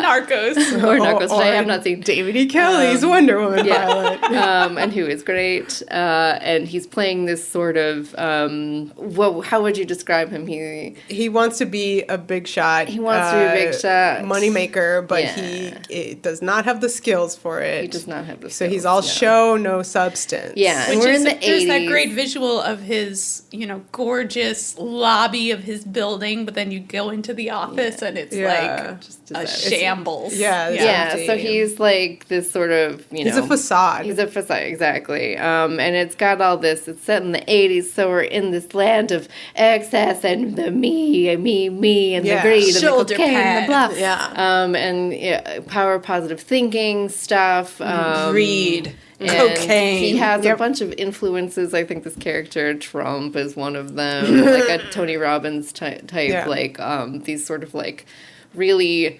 delusional, bad ways of kind of thinking are kind of influencing this guy who gets his hands on this stone. And then wishes that he himself was the stone, and then he could give all the wishes to people, and then take whatever he wants in return, because he can kind of make up the rules, which is where it gets a little messy. And that's sort of like the crux of the thing, is you're dealing with this like kind of guy who becomes sort of all powerful via people making wishes, and then people's wishes sort of make the world go to hell, to the point where we get to this mutual assured destruction phase of all the nukes going off all at once, which Wonder Woman then has to convince everyone to renounce because the particles from the TV are touching everyone. She touches everyone with her lasso, and then everybody's like, yeah, I renounce my wish. I do find it so 2020 that the emotional climax of this blockbuster is renounce your wishes. Give back your dreams. But via a Zoom. I think via a Zoom. Yes, oh my God. I think that there are weird dynamic. I'm not sure what the movie's trying to say. I like that it is trying to say something about like the importance of truth, where we're in this like kind of place right now where like everything looks like lies. People are being like, you clearly are being lied to, and like people believe all this fucking fake stuff, and it sucks. See, I feel like there was something in there. I think that the movie with its pacing does this thing where like you see like Barbara Minerva wish to be Diana, and you kind of you get where she's coming from, because she's gorgeous Kristen She has Wiig, who's a frizzy nerd. hair. And glasses. She can't she's walk really in great, by the heels. way. I She's think a disaster. I Wiig. really love Kristen Wiig in this movie. Yeah. I think she's I fantastic. really appreciate actually that she didn't go full comedy performance. Yeah, with this. and I like, didn't it's think actually she kind of would. pulled Kristen Wiig's back. amazing Yeah. at I think dramatic she acting. She's Yeah. very good at that. Sarah Paulson wanted to be that role. Oh, yeah? really? Yeah. I mean, I can 100% see that. Her and Pedro, who are friends, that would have been really great. I see. Yeah. But that, you know, so you have that being set up, and you have Maxwell Lord, he's trying to impress his son, this cute little guy, and it snowballs like so quickly that I feel like you don't get any time to see like other types of wishes. I think it dives straight into like he's taken so many wishes from people and gone to like so many big shot powerful people first that like the only time you see someone like go like wish for something nice was like that one guy who wanted a farm, and there's like cows on the Watergate lawn, and he's like, I didn't want it here. Like, you know, everything goes awry so quickly, and you only hear people wishing for shitty things, that like people have this complaint that like nobody's wishing for anything nice. Like, you know what I mean? You just hear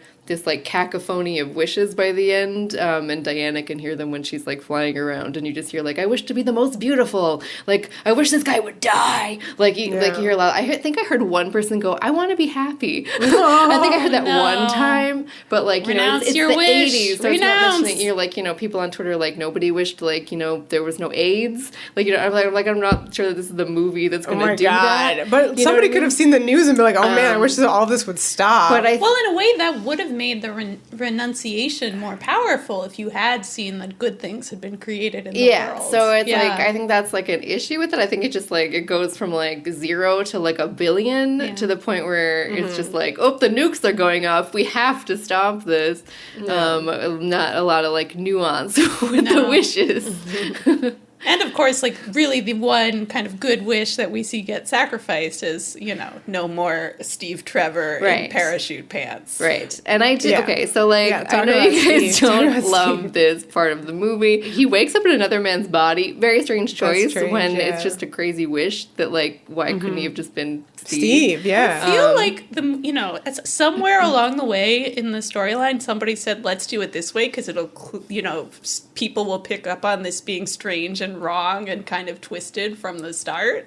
I like that, but the movie just doesn't engage with it. Yeah, it doesn't engage with it. It is terrifying. So basically, like, they're so cute, and then they have this, like, reunion at this party that has, like, the one 80s song in the whole movie, which is an interesting choice for movies set in the 80s. Usually there's, like, an amazing soundtrack. Maybe they just didn't want, like, you know, a distracting soundtrack or something. And he like does a thing with the watch and says the lines from the first movie, so she knows it's him, and she can see this other guy. He's a guy who's been in a bunch of Hallmark movies. He's very cute. He's not, you know, so good on that. And they go home and they sleep together, and then in the morning she's like, oh, I should probably find out why you're in another man's body. And it's like, oh, the consent, this poor man, where is he? Can he see what's happening? Is he just hiding in the back of the brain somewhere, or is he just completely, you see him at the end of the movie, he seems fine and unharmed. But anyway, it's weird that they did that without addressing it, like you said. However, their scenes are really cute. They like run around DC in the 80s.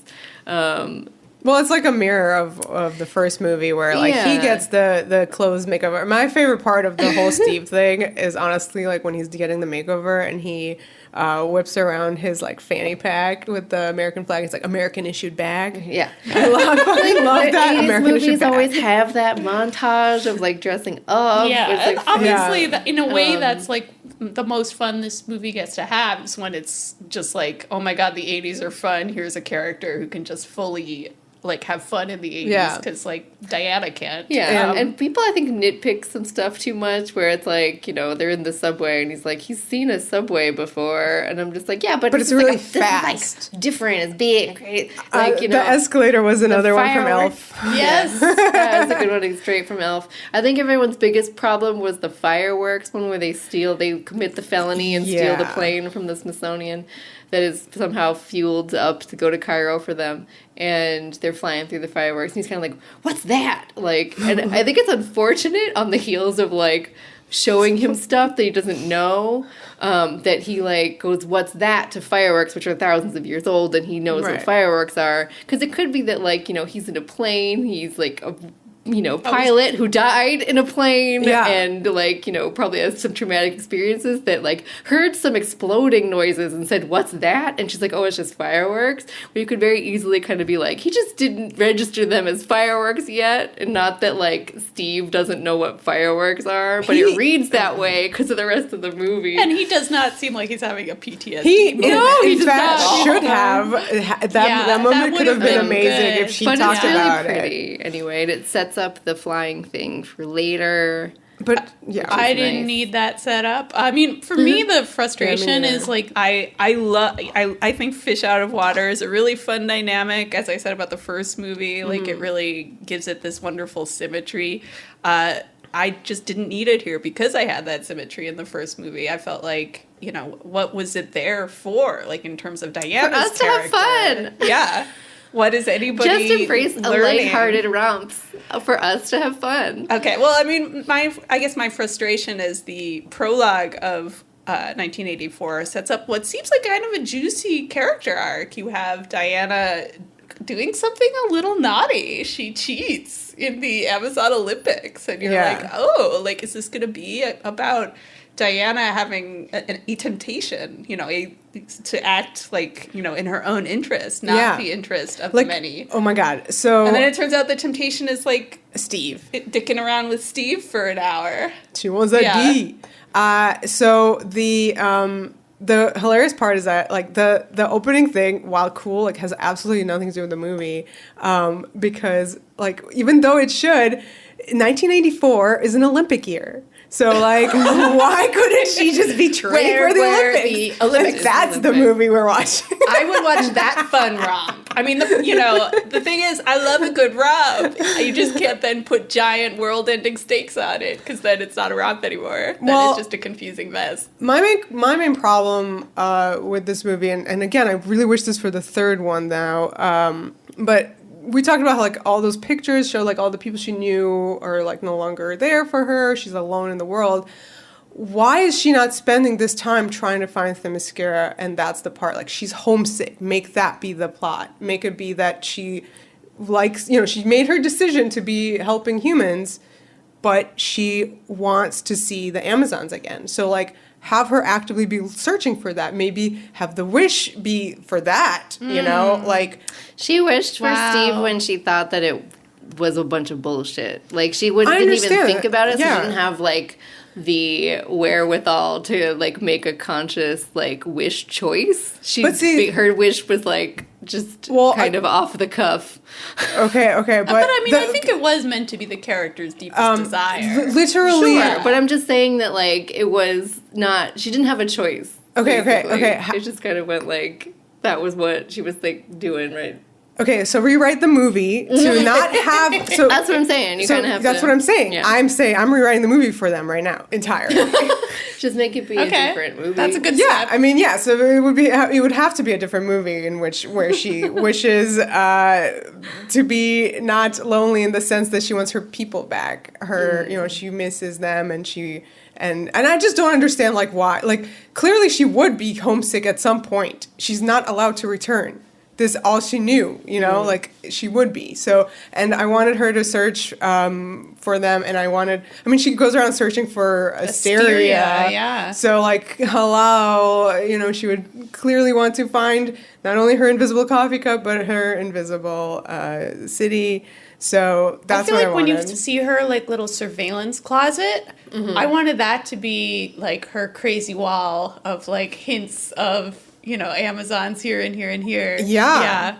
That has to like, it just seems so unnatural for her not to be looking for them in general, even if it's, like, fanfic or whatever. But, like, maybe in the comics, I just, I don't understand why she wouldn't be. So that's that. And then also the fact that Barbara Minerva, like, at least in the comics, from the glimpse I saw, seems to be, like, really obsessed with Amazons, which is part of the reason why she's, like, into Diana. Yeah, that to me sounded really cool as a... Yes. I can see both how that would make them friends and then also tear them apart. Yeah, but also it would go thematically with the movie that I'm proposing. The Barbara movie. The The Diana movie. Searching for Amazons movie, you know? So, yeah, let's talk about Barbara. Yeah, I at first I was really excited because, you know, they have that great scene where they go out to lunch and you're like, ooh. Early dinner. Right. Oh, excuse me. Right, an early dinner. Yeah. And you do, like, get the sense that there's really something there that, like, okay. they're actually both lonely weirdos, and you True. feel like they're Yeah. going to bond over being lonely weirdos. Right. And instead it becomes this very surface thing of Barbara being like, you're so beautiful and you can walk well in heels and I love you, based on those two facts. I mean, I don't mind that if it's like, I mean, it was literally kind of like introduced as like a meet cute. Like, Yeah, Barbara, it's a nice meet like, cute. threw her papers over because she's a klutz, and then Diana helped her out. glasses. She wears glasses. She can't walk in heels. She's all schlubby. You know, the Looks huge. terrible. Yeah, she's Kristen fuggo. Wiig. And her, like, really cool Really clothes popular that I glasses. know, She's she's like the popular clothes, glasses, and hair, and yet somehow is quote unquote awkward. Yep. Those are the 80s fashions that kind of came back now that I guess were Yeah. kind of frumpy, I supposedly. guess. So- but look great on her. But, like, guys, I mean, they had a lot of chemistry. I was shocked out of my mind, Like, actually. yeah, you'd think that it was like, oh yeah, it's subtext or whatever. Everyone's like seeing Right. it. Yeah, because I saw something on Twitter and I Yeah. was like, oh, this will be fun. Like, Of course, you know it's two there's stuff ladies in- together. You gotta ship it. Yeah. But it's fucking there. Yeah. Like- Like, there's stuff in the comics, I think, but I did not expect it in the movie. Yeah. Especially in like the first few minutes. Yeah. Like, Time. Barbara literally is like, you want to have lunch? And I was Yeah. like, whoa, she did that. Yeah. She did that to Gal Gadot. Like, Yeah. what? Yeah. And then, I mean, she turned her down. And she's like, okay. But then, you know, early dinner. And if you watch that scene, I don't think I could be. First of all, it starts with her being like, I haven't laughed like that in years. Yeah. And I was like, did I- that is What a are they date. talking about? I don't know, but whatever it is, like, this is don't straight know. up a date. And, like, I would be so uncomfortable if I was across the table from Gal Gadot looking at me like that. Like, she was Yeah. so much eye contact. So much. It was, like, unnerving. So anyway, that was straight up a date. And I was shocked by that. Yeah. It was. Yeah. It doesn't pass the special. No, then it does not. Still And then a lovely it date. just ruined it. So yeah, I mean, you're right that it's very surfacey, Liv, and especially because she wishes to be like her, just based on like, you know, I want to be hot like Gal Gadot. Yeah, it was frustrating. I mean, How deep does it have to yeah, get? you do have that I interesting understand. scene where Diana saves Barbara Yeah. from that Yes. attacker. Exactly. It's one of the most interesting Yeah. things in the movie, I Yeah. think, is, and you mentioned this too, Katie, like kind of that relationship between like women and men who are Yeah. aggressive. There's a few of Yeah. those scenes, particularly with Barbara. yeah. Yeah. Yeah. And I thought that moment where Diana saves her is extremely shippy. Yeah. Yeah. I mean, they're Like in she's that lying pose. in Diana's arms. Yeah. Like, Yep. So yeah, that would make you. Yeah. yeah. And then I thought later in Barbara's character arc, then sort of the moment where she really begins to lose her humanity, according to the movie, is this kind of double whammy of A, she doesn't give food to her homeless friend. Right. That's the shorthand for she's such a nice person. Right. Earlier. I know. So. Friends. But then B, she comes across this same drunk, aggressive man, and she punishes him with violence. And I Right. was like, yeah, girl, you punish him with violence. And the movie's like, oh no, she's bad now. And I was like, no movie. Let her have this movie. Well, I mean, it would have been better like if he was like accidentally murdered. You know, like if he was accidentally killed, like she Whoa, kicked him out like into it went too far. Well, yeah, like that's like I would get that as like the turning point for her, like losing her humanity. But the movie right? was sort of just positing that her wanting revenge at all was bad, which I was like, I mean, if she just like threw him once, you know, but she kept doing it, so that's bad. Maybe we all just must reckon with our relationship to violence and forgiveness. And I mean, the movie definitely has stuff to say about that. And it surely does. We'll get back to it. But yeah, Barbara. Okay, so Minerva is her last name, which implies certain things. And Minerva being the Roman equivalent of Athena, right? The goddess of wisdom and whatnot. Associated with owls. So this is not a thing that happens. Did you expect Barbara to turn into a big owl? I would have honestly been okay with it just because then it would be a cool symmetry where the birds with the bird. Women. Yeah. But it's just sorry. What? It would have looked crazy stupid. Okay. Why did Barbara have to turn into any kind of animal? That's my question. Good question. It's a comic book. Yes. And that's what she looks like. The fault of all of these book. things is the fact that it's a comic book. Yeah. It's not a fault. It is a fault. It's for you or it's not for silly. you. You either embrace it or you don't. Realism, guys. No. So the other Not in this problem movie. with the fact that she's named Minerva is, again, I'm immediately thinking Athena's going to show up, or like, if Athena is dead, maybe her Roman equivalent is alive, right? Because I want all the gods everywhere, as I mentioned previously. So continuing to write her movie. Yeah, my movie would have Xena aspects. This is very similar to your criticism of Xena, in which you want more gods, more Athena. So yes. now you want more Minerva. I want her there, yeah. And I also wanted, when she mentioned when they find out like who made the stone, which is a Mayan god. Yeah. Where is he? I want him there. Wait, they said that I thought it ended up with the Mayans. I thought he like made a Mayan god made it, Yeah, like it a ended trickster, up with kind of like a trickster Loki god. Yeah. I didn't know him. It's just like He's not not Loki from the Greek is the pantheon. Norse version. Yeah, but, exactly. Like, it's like the Roman or Greek. Great. She said it. D. Where is D, he? I think. Where is he? I want him there. I want him to enter the scene. Yeah, and be you like, thought ha, maybe ha, ha. there would be like Yeah, you don't name drop all these gods and then have her be the only god around. You know. Yeah, he made the stone. Yeah, and he made it in the shape of a dick. Yeah, But I think that makes sense. A geological rabbit is what it really looks like. Nah, it can be. It does. It's 100% a dick. There's no way that's not on purpose. I meant the like vibrator version, not a real rabbit. I understand now. I really thought you meant a rabbit, and I was like, Vera, that's very wholesome of you. Very specific. Anyway, It's on purpose. I went to film theory. it is I on apply it purpose. to Wonder Woman Wait, is 1984. it's purposefully made to look like You're a dick? telling me the prop designer of this movie didn't do that on purpose?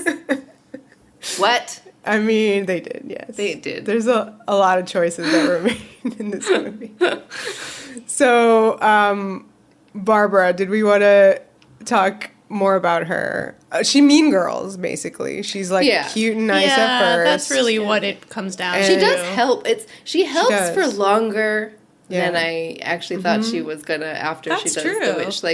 Like there is a lot of her and Diana on the phone. Diana asking for help. She's doing research for Diana. It's fun. Yeah, I like Cute. that. And she's not, she also doesn't immediately like, so Maxwell Lord, shows, quote unquote, shows interest in her to get the stone. And she's not like immediately like, constantly like fucking him or whatever. Granted, but he she's is really a into mess. She's But I don't definitely think into I don't know if she's like into him as much as like she has to like protect him because he's like the stone and all that. Like I didn't really get. She's into him before she knows he's the stone.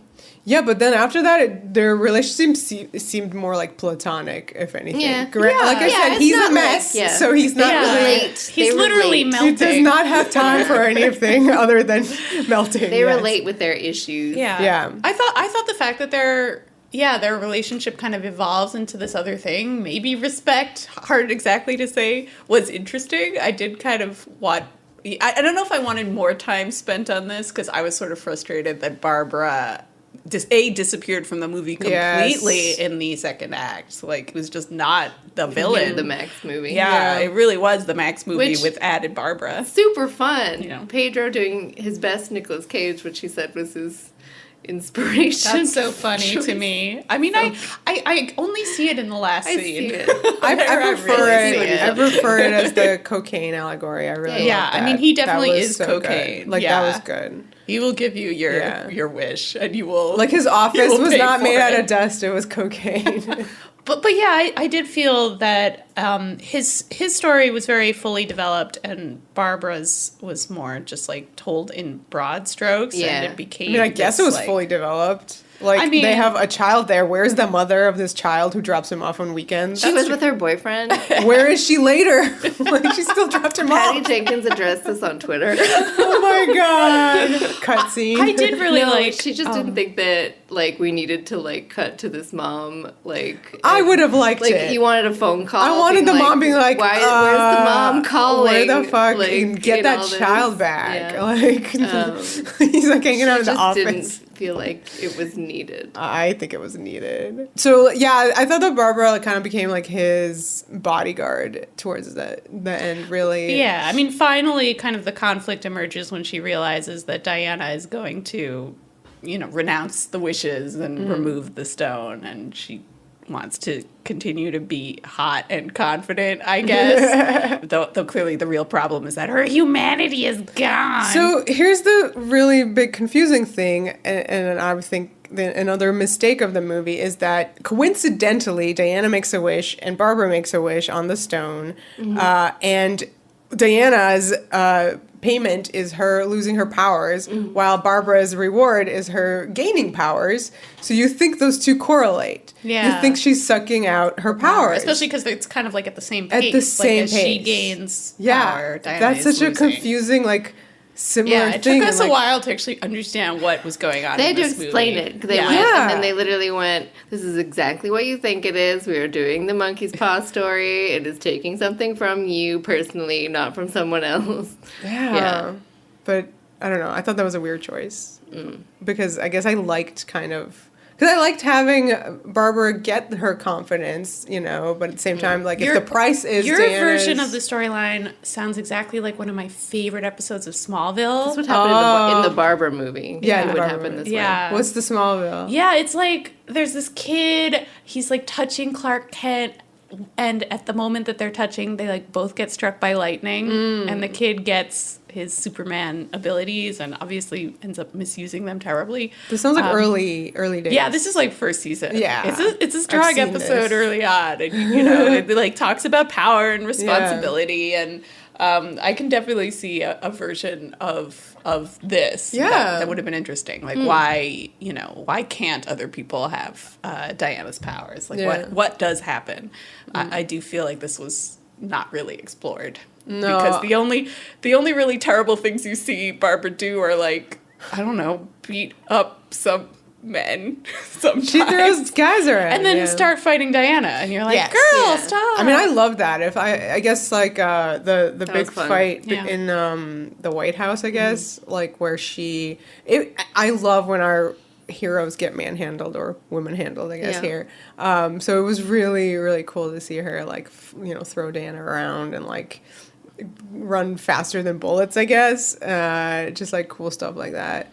So I kind of dug that. I also dug like Diana being like, "What? She can get shot?" Yeah, That's crazy. you know I like that stuff. Yeah, that was good. She got to get like arm wounds that were Arm good. wounds, Like, yeah. big ones, big bloody arm wounds. Good. So, but then things go even further. Uh-oh. Barbara does this baffling thing. she saw Diana's shoes early in the movie, and it just like incepted her with animal prints. She does start to wear animal prints. Like, She does. halfway. And there is some kind of stuffed cat like in the office where she works. Yeah, So and she I guess does. it's planted. I know this is not like I know a cheetah is a real animal, but she Yes. does say she is also interested in cryptozoology, which means she likes weird ass like cryptid stuff. like weird, like Like mythic, like cryptid? just weird animals. Oh, okay. I Yeah, was like, like, Right? Am I like, making that up? That what- is cryptozoology. Yes. The like a Pegasus or something, I bet. She even Pseudoscience and subculture that aims to prove the existence of entities from the folklore record, such as Bigfoot, the Chupacabra, etc. oh my god, can you And imagine if she cheetahs. was the chupacabra? I mean, that at least would be kind of crazy in a way that I would The respect. Chupacabra. Because it's like, you know, a thing you're afraid of and worship. Whereas a cheetah, I was just like, okay. Well, okay, so the other thing It's is not even like This a is the lion. comic. It's a cheetah. She's in okay, so Is she into running really fast? she did run really fast. That's true. But you didn't, and she was kind of like speed walking earlier. To like, was that her exercise or was she going to work? I I couldn't don't know. tell. But she was definitely speed walking. So, a cheetah. So when you hear cheetah, right, and you kind of like, everybody knows like Selena Kyle origin, right? I was like expecting her to be attacked by a cheetah in the park. Not just like licked by cats. Yeah. Yeah. Licked by a cheetah Yeah. in the park in Washington. Ate a bit by a cheetah in the Washington cheetah. I did at least expect her to have like a dream sequence in which she, you know, like walks through a desert and meets a cheetah or something. Yeah. You know, why, I don't know why how a these things cheetah? are better. Yeah, I mean, it's not, but it's just Like something. this character is It's a something. Her power is she's a cheetah. cheetah. Like that's But somebody that's the came up with that in the character. Yeah, comics, yeah. and they had a reason for it, and I don't know that reason. Do you want me to look? I don't know if they're going to explain it. I other think than Lady it's in a comics, cheetah costume They might is have a, fun to like- draw. I guess. Well, I thought. I mean, I'm going to be the contrarian here because I loved the movie Cats. Oh no! But like in a specific way. In a specific way where I had a lot of fun and I had never previously seen Cats the musical, so I was like confounded by it the whole time. I thought that she didn't look bad as the cheetah. Like, she looked very specific. I feel like worse CGI. I thought her face was cool. Her face looked cool because she Yeah. didn't look like Kristen Wiig. Yeah, it was a little weird in that. Yeah, I was like, did they just recast the character? No, like it changed her like Yeah. entire bone structure. And something about it to me was very 80s, like the styling of the. Someone's knocking. Someone's knocking at our door. Is it it the cheetah? Yeah, something about the styling to me was very 80s, which I thought was a fun Oh yeah. idea to sort of have 80s makeup on Cheetah Lady. But yeah, obviously in the wide shot, it just. I feel like the movie did not have a lot of confidence in the effect. Because that's why I said it at night. Yeah, you couldn't get a really good look at it. It's a very quick scene, actually. Yeah. Like, it just kind of was like, okay, guys, she's a cheetah. We're sorry, but she's a cheetah now. And you're kind of like, I accept your apology, movie. Get to the next thing. That's how it felt to me. Yeah. So I get that. I still enjoyed her as a cheetah. I don't understand why, apex predator, I'm going to make you a cheetah. But I accept it here because I thought that their fight scene was pretty cool. The last one or the The cheetah fight Cheetah fight. scene. Cheetah fights. So Diana comes in her big Greek armor, the Asteria armor that was created by using all the armor from the Amazons to fight or to hold off men, I guess, like Yeah. the big battle. Yeah. So, Which is a beautiful idea. I mean, yeah. So Diana swoops in her big, like, new costume. It's like a golden bird situation. It's like a Yes. cool gold, like, suit. Yes. And then wings. It's very Art Deco. Yes. I guess so, but it reminded me of that guy from X-Men, the angel winged guy, those big ass wings. Sure. But made out of gold now. Big wings. Sure. Yeah, but yeah, you're right, Art Deco. So anyway, she faces off with Cheetah here Yeah.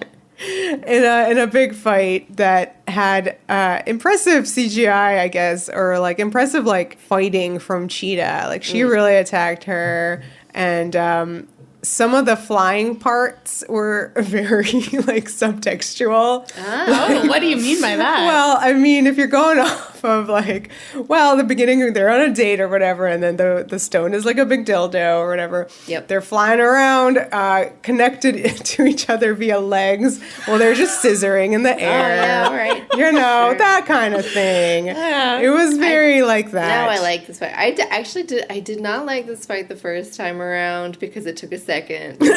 I was like, oh, big wings. She's a cheetah. And then I was like, oh, it's in the dark. They're always like in the dark because They don't want you to see it. Do not look at Do it. not look at it. But the with your second eyes. time, I was like, I knew the wings were happening. I knew Cheetah was going to be there. And I knew it was going to be dark. And it actually did look kind of fun because, like, they were having fun. And, like, the lasso looks really cool in the dark. The Like, lasso does look cool in the I dark. thought that was neat. Yeah, I mean, I thought that the best part of that fight it was like Cheetah is like really relentless. She's like a cat that you're trying to like throw off of you, and she comes back like Yeah. And so I thought that the part where she breaks through her wings, the wing shield, That was cool. was really cool. No, number one because.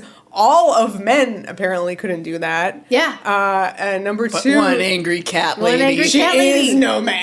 That made me love it. One Yeah. angry cat lady and Yeah, do it. and the shot is really cool. Like you're in Diana's POV and you're seeing her like break through the feathers of the wing, like really tear it apart. Like it was really cool. She had to That like was just cool. like drop those wings. She fucking destroyed them. I like the wings. People had a problem with the wings. They I thought mean, she looked kind of dumb, but I thought she looked also fun. think this, but it's okay. It's fun. I think It was probably better without the I wings. liked that shot of Asteria, like when they Yeah. show the whole flashback, kind of like in a little ball in the wings With her the men. eyes. Yeah, It and was if you're not evocative. paying attention, I feel like if you're paying attention, you know that that's Linda Carter. I didn't know. And I was like, kinda- who's I was this? paying Yeah. attention, but I didn't. Not familiar register. enough with Yeah. Linda Carter's eyes. Yeah, exactly. Though they are amazing. They are, Of course. Yeah, Yes. it was a cool close-up. But so it was that's worth not for the that, climax. That's like one climax. That's one climax. So One of many climaxes. they fall into the water, and you know cats hate water, so that was like a problem.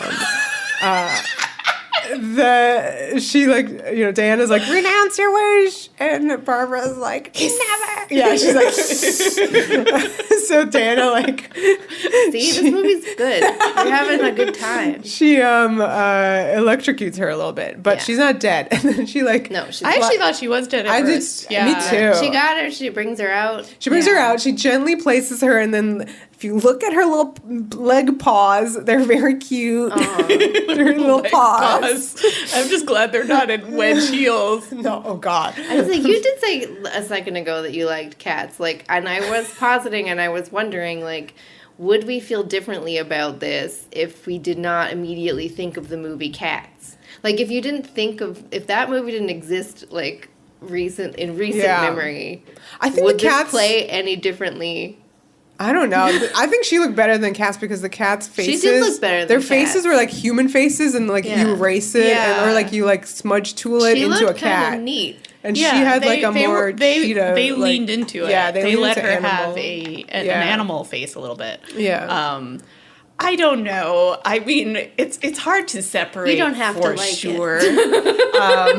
But at is the same time, you can't help but just go like, wow, they still did that. They Catwoman. committed to that They even after did that. Cats. Yeah. Where's the butthole? It's just like You know? literal cheetah versus like the kind of bondaginess of Catwoman, who's literally a cat, like who's She's just wearing not an literally outfit. a cat, who's wearing an outfit. Is what I meant to say. I didn't really want Yeah. her to be like in like cat ears Yeah. and like leopard print Yeah. or I guess cheetah print. I do think they had some options. Like looking at the It's always comic a book choice. art, it seems like sometimes Cheetah is a cheetah, and sometimes she's a little bit more like a woman wearing a cheetah outfit.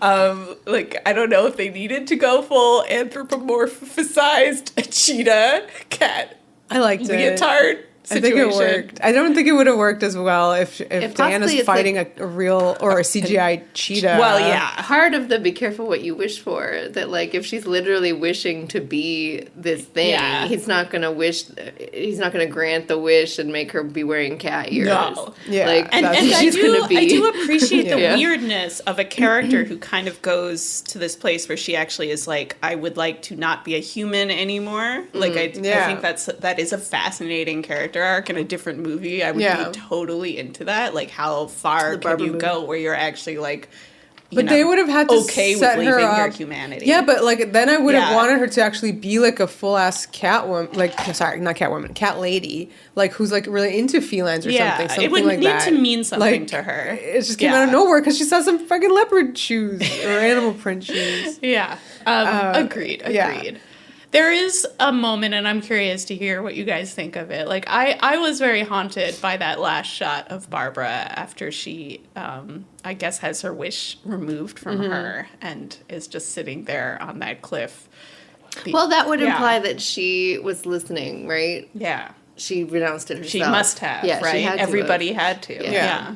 Yeah, I thought that was interesting, and Yeah. I was intrigued. I admit when I saw it, I didn't think she had renounced it. I thought it had sort of been taken away from her, like, you know, that she's the one person in the world who sort of didn't go along. That's Maybe. true. That must have But happened. that's not. It's Yeah. unclear because you don't see her say it, Yeah. and if Maxwell Lord renounces his wish, which is to be the stone, does it undo things? I think also? it does. Yeah. Like, Yeah. because people are Because there's the logic. there had messy. to have been people who didn't hear this broadcast, who Some still people- had their well, wishes, etc., causing trouble. So I think once you kind of get rid of Yeah. him, it's like you maybe get rid of it's them all. ambiguous. Did she or Yeah. didn't she? It's the thing, And I that- liked that. I liked that you sort of see her. Yeah. She's clearly this broken person. Motion Yeah. capture put her in a bad light, and like you know, you just kind of leave her there. And I liked that. Yeah, again, as messy as anything in this movie, Yeah. but I liked it. But Yeah. does she go back to work with Diana on Monday? Yeah, that's a great That's question. a really great question. Yeah. And like With her will- tail between her Oh legs. shit! And will they go to lunch to talk about it? But this is kind of bringing me back to something that I wanted to discuss about both plot lines, Barbara and Max Lord, which is that in neither are they killed. Like, Yeah, they that's are a very they are forgiven. Yes, and Yeah. that's crazy. It's very rare to see a movie where a superhero movie where that happens, and I was very struck by it. Yeah, I don't Diana, know. I think from my learnings and just sort of like, you know, the kind of basic things that they do in the movies, like I think it's fitting for Wonder Woman because she's despite yes, it's an action movie and she's a superhero and there's violence, she's very defensive and she's not about violence.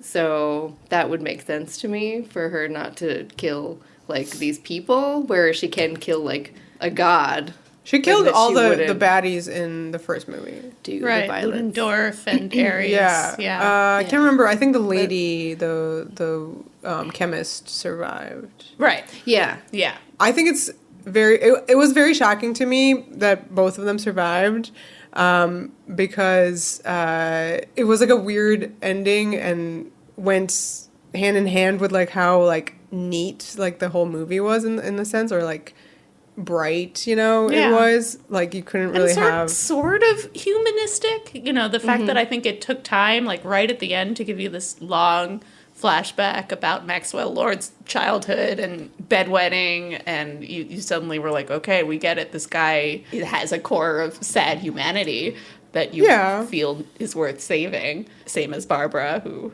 we know Sure. even less about, but we definitely know she's worth saving. I mean, I'm sure he's gonna go to jail or something. I guess, yeah. I don't know. I mean, the So- whole Maxwell, like, everything could have just been better about both of them, and I would have killed them both. No, I mean, would have saved Barbara, I love 'cause the I liked her. idea of forgiving both of them in the end, but yeah, I mean, it's one of those things where like the movie was so incoherent that like I can respect that choice, but like I don't know how much sense it made. I wanted him to, like, kind of destruct from the power. I mean, that he seemed had. like it was going then to he happen. fixed himself, yeah, so then it would he have been a needed- little yeah. bit more of like a morality Yeah, fable yeah. if he just melted because Yes. cocaine. Yep. But that, they just They kind of didn't do waved it. that away They like fixed so it many so other that it would be things in the nice movie. at the end. Yeah. I mean, we're kind of at the end of the movie, but we didn't really talk about certain parts. So I don't know if you guys want to talk about the end, or do you want to talk about the parts first? Some set pieces. The end? Yeah. Like, I want to talk about how, like, the guy, the body that's Steve. Oh, the Hallmark. Yeah, thing. Hallmark ending. Oh yeah. Well, like the Hallmark aspect in the sense that it's like Christmas time or like Right. fake snow, Very, very fake Hallmark. snow. You would literally feel like the snow is just falling like on that one block. That's Hallmark for you, baby. And the guy is from the Yeah. Hallmark movies. Exactly. He's perfect. So He seems okay. I really loved the fact that he comes out wearing the outfit that Diana loved the most, which I also loved the Yeah, most. you did that scarf. Big scarf. He looked so good, and like she was like, "I like your outfit." And didn't he kind of opened up like a Pandora's box because he's like, oh, my friends hate this outfit? Yeah. Yeah. And he I was said like, that. oh my God, you have friends? Are they worried about you? Where are they? You know? I mean, this whole time he didn't make contact with them. Yeah. Like I don't know how long the movie, what time frame that Only is. a couple days. I I think. Yeah. hope so. I think so. Yeah. You know, they didn't Yeah. have texts back then. It wasn't a constant That's true. You can communication. It was disappear like if you're not by for your 2 phone. days. Although that guy might have had a beeper, right? Could have had a Do beeper. beepers He seems exist? like the Yeah, type. he would Yeah. have had a beeper probably. He had pictures of himself in his Yeah. apartment, they said. Yeah, that's like very telling. Like exercise, but he seems kind of meh. Is he I know. supposed to I be don't like know how great. I don't think like they're- Patrick Bateman? It's not really like Oh my God. yikes. That's Patrick Bateman would never wear that scarf. Well, he might have pictures of himself. He would. Well, guys, Yeah, let's get to it. spoilers. She's not getting with this guy nor any guy. Because Yeah. still by Justice League, she's kind of still bumming out. But and it sad. seems like she is gonna go on a date with him. No, he just leaves. He just Yeah, leaves. Yeah. they It's such a really made weird sure moment. to not have her date anyone but Steve, which I find so strange. It's like weird, but he doesn't give her a number or say, see her. That's Like, true. it's just like, see, she just I leaves. think he wanted to, but then she gave off these vibes. That are like, I've already slept with your body and you don't know it. kind of vibes. or like, I'm not allowed to now. Yeah. Yeah, a very strange inclusion Yeah. in what is otherwise a very cute OTP, that it had to have this like under layer of Yeah. weird non-consent with this man's body. I don't get Yeah. it. I don't. Yeah. It might have had a source in the comics somehow that I don't understand, but like, I saw someone reference All of Me, that like, you know, body possession was like a Okay. big thing in the 80s. And I was Oh. like, okay, sure. Okay. Does it need to be here though? yeah, I mean, yeah. I feel like we've learned some things about that trope. Yes. Like, since then. Anyway, We I'm have. glad, I don't know if the makers of Wonder Woman have. glad Hallmark Yeah. Man is alright, though. Yeah, he's But- fine. He looks But good. in yeah, that like that was weird.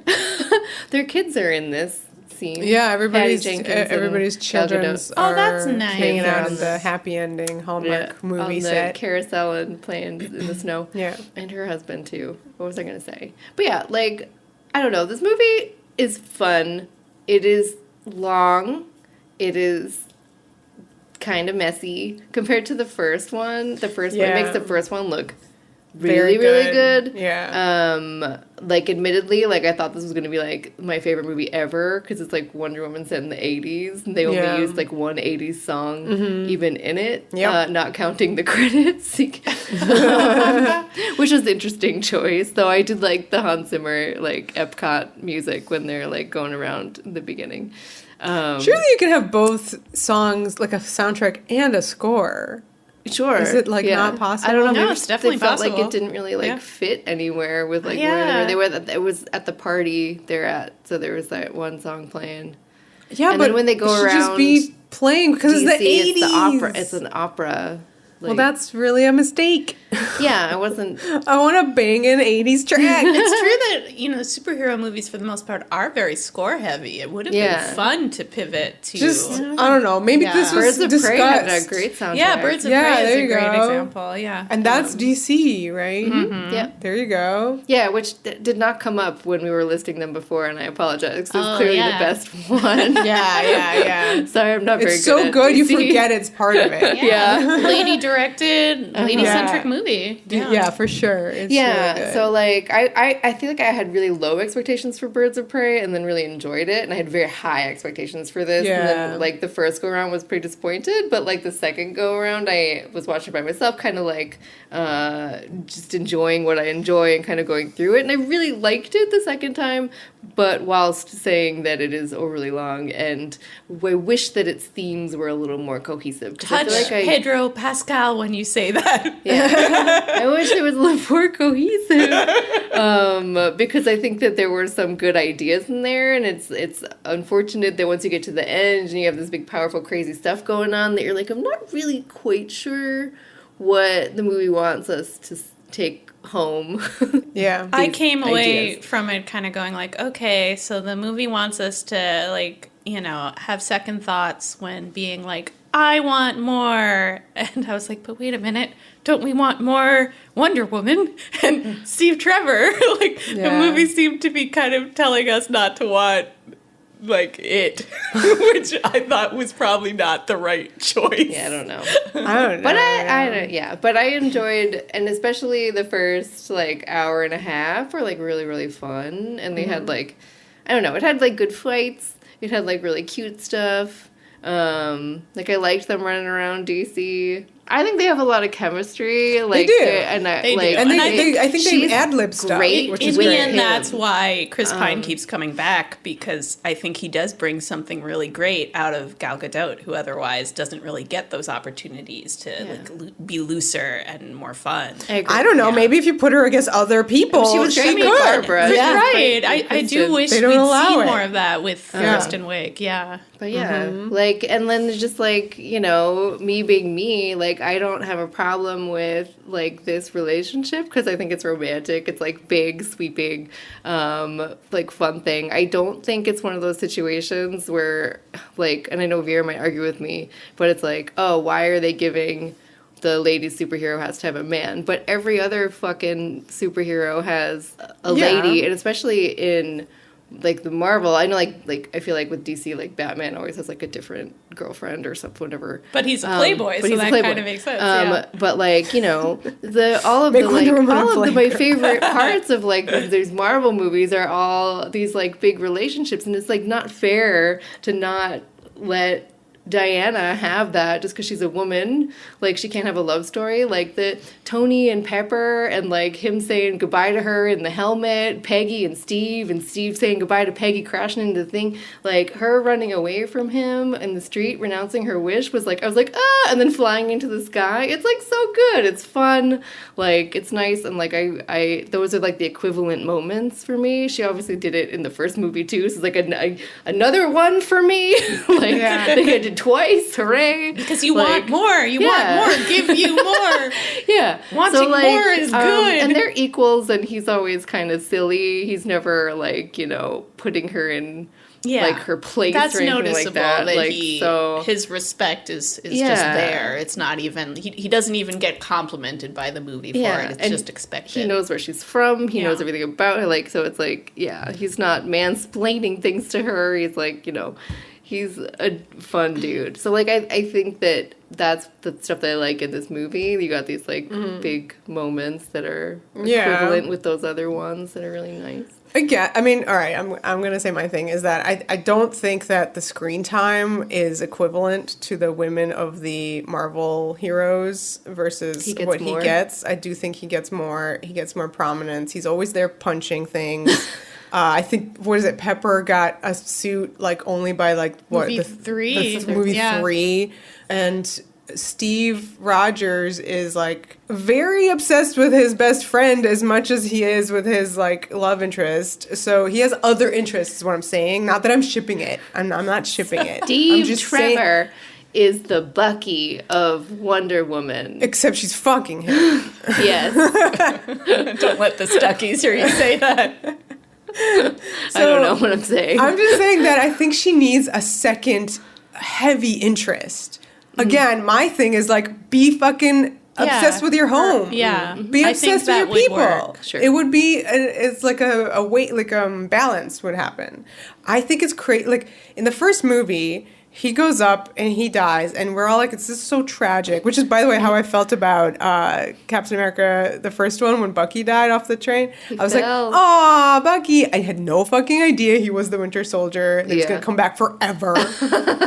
Ruined it all. Anyway, so I do wish sometimes people actually just died forever in these- superhero in the movies. I know superhero movies, technically yeah. Steve did because his resurrection was creepy and temporary, but it does take something away from that very strong ending of Wonder Woman to bring him back and put him in fanny packs.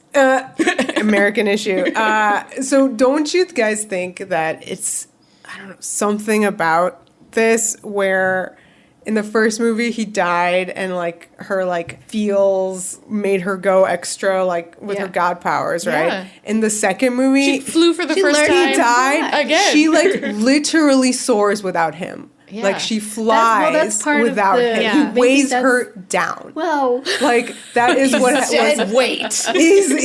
I mean, that's the like the. That's your I was. I takeaway. can't believe this. She can. I mean, it's beautiful. Like her, like well, her hanging on anguish to and the all that Yes. weighs was her wonderful.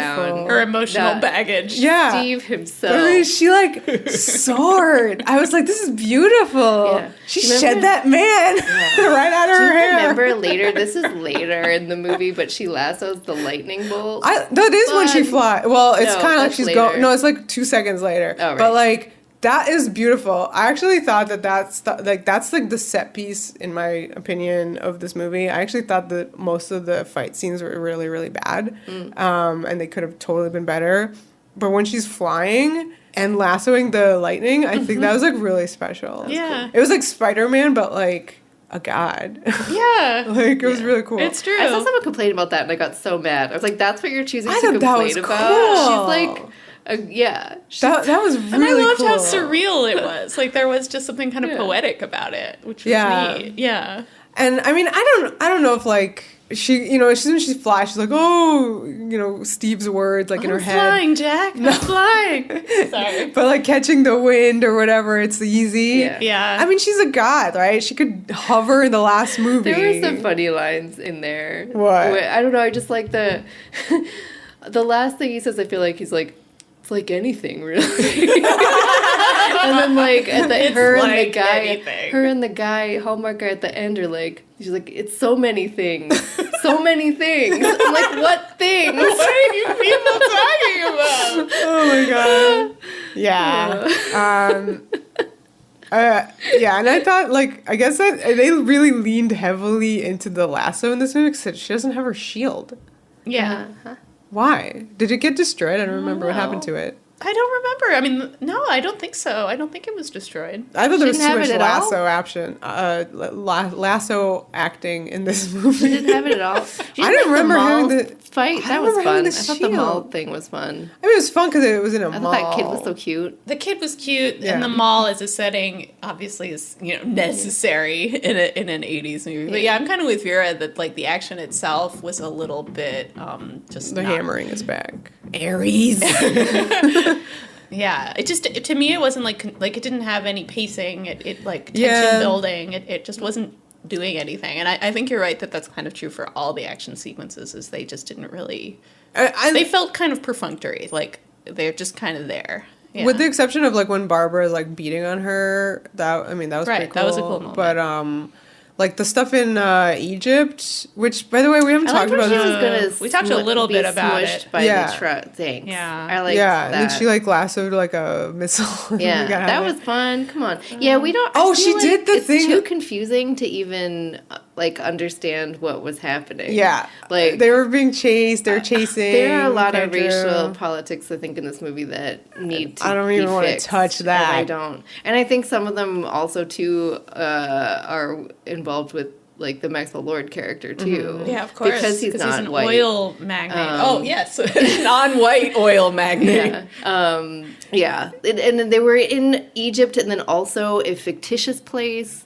Oh, okay. There was like a fictitious guy in a fictitious place, and then Yeah. also Egypt. Also Egypt.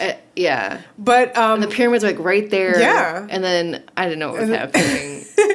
I knew it was not right. But They And I think the excuse that, they want to make an 80s movie, so you got to do the, Gotta do oil, this very gotta do- particular yeah. Middle Eastern guy stereotype. And it's like, no, you really don't have to invoke that to, make this an 80s that's where the movie. oil is. But why? the Lord wished for oil and it was everywhere. Yeah. He got it in America. I don't know. To me, the over whole America. Egypt thing felt like, I don't know, the whole movie had been otherwise set in D.C. It was an exciting location. A lot was going on there. I did not need to suddenly go to Egypt in the middle. Yeah, that's when the Yeah. movie, I think, starts to go a little for me. A little You're crazy, like, yeah. The DC stuff is great. Patty Jenkins was talking about she lived there, and Where? I think you can Oh, in see DC? that she really loves the city. It was kind of like you're touristing around, and she brought back stores that had closed from the 80s where those cool. kids steal from in the beginning that she had Stolen been from? maybe and things like that, which I thought was cool details. Yeah.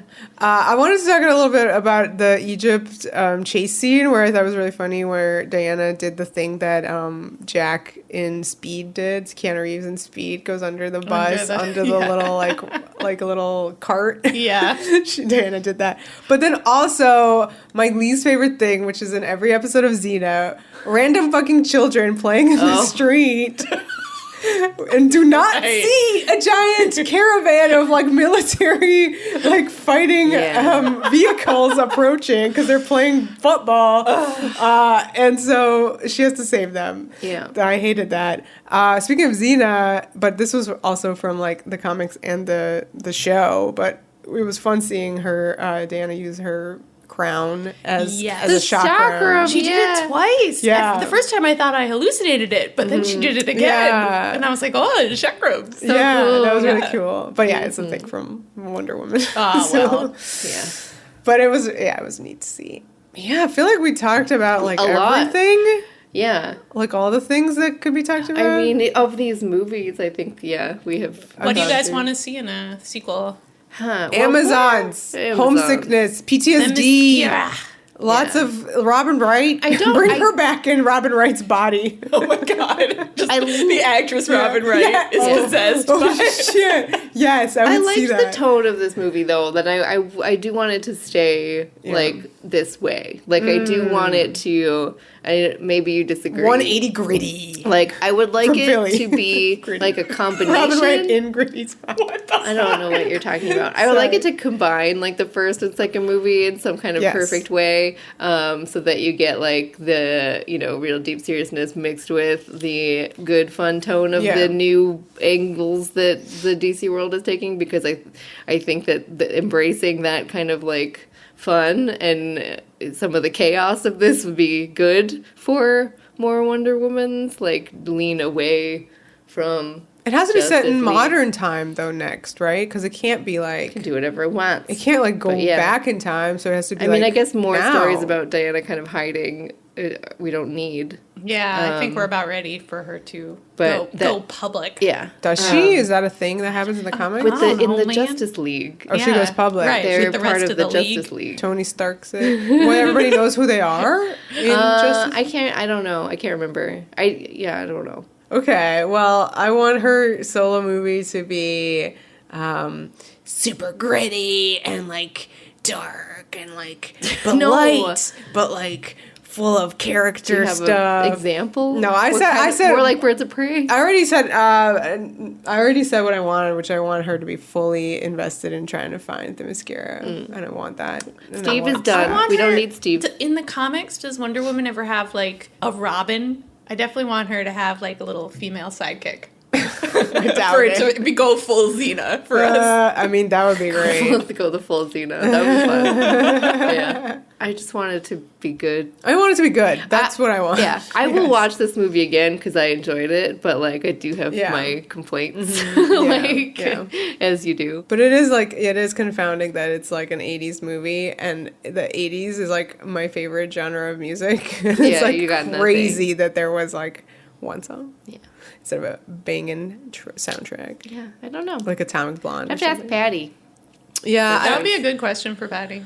Oh, I have so many questions for Patty. I do think that, like, I don't know, at this point, do you think the studio really affected her? Or would she have had It's so possible. much creative freedom? We did find out, that she had to change the ending of the first one. Yeah, but that was the first one. Then that one made a gazillion monies, so now she might have more freedom. And so maybe a lot of these choices were hers. Well, I don't know. And, like, a lot of the references to it's, like, stuff I haven't seen in, like, a long time. Like, in, like, big, fun 80s movies. I do think that it captured the feeling of those movies. Yeah. Like the Supermans and things like that. Even things like Back to the Future. And so, like, just, like, that kind of, like, vibe. Yeah.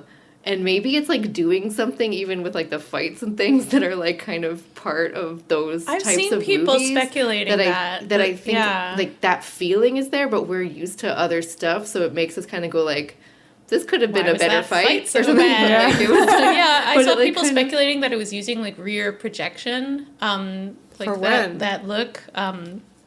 For all the stuff in Egypt, like the fight scene on the highway, that's why the green screen was so bad. It was my that it was God. meant to look like rear projection, and I was like, that's Okay. an idea. I mean, I'm making excuses, maybe. Yeah. I don't know. But, like, I do think it captured that, so that's cool.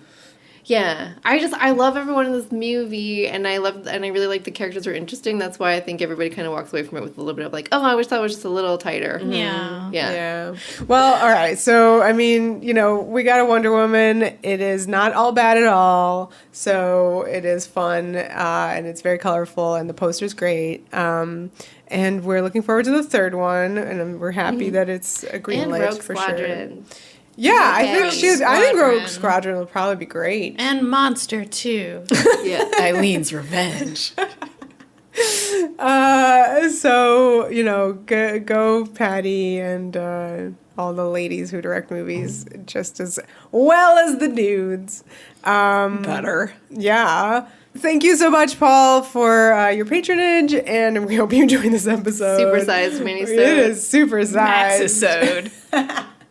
Happy New Year, everyone, and follow us on all that stuff and the things. We are on the internet at XenaWarriorPodcast.com, where you can find links to everything, and you can listen there and download, etc. Please go to Apple Podcasts, where you can subscribe and rate and leave reviews. We love to hear from you there. We're on Twitter at XenaWarriorPod and Facebook, etc. XenaWarriorPodcast. We're also on Patreon, patreon.com/XenaWarriorPodcast. And we're continuing the Lucy Lost IMDb experience. We're up to Salem is next. Yep. Big purple coats. That's it. The power. The passion. The podcast.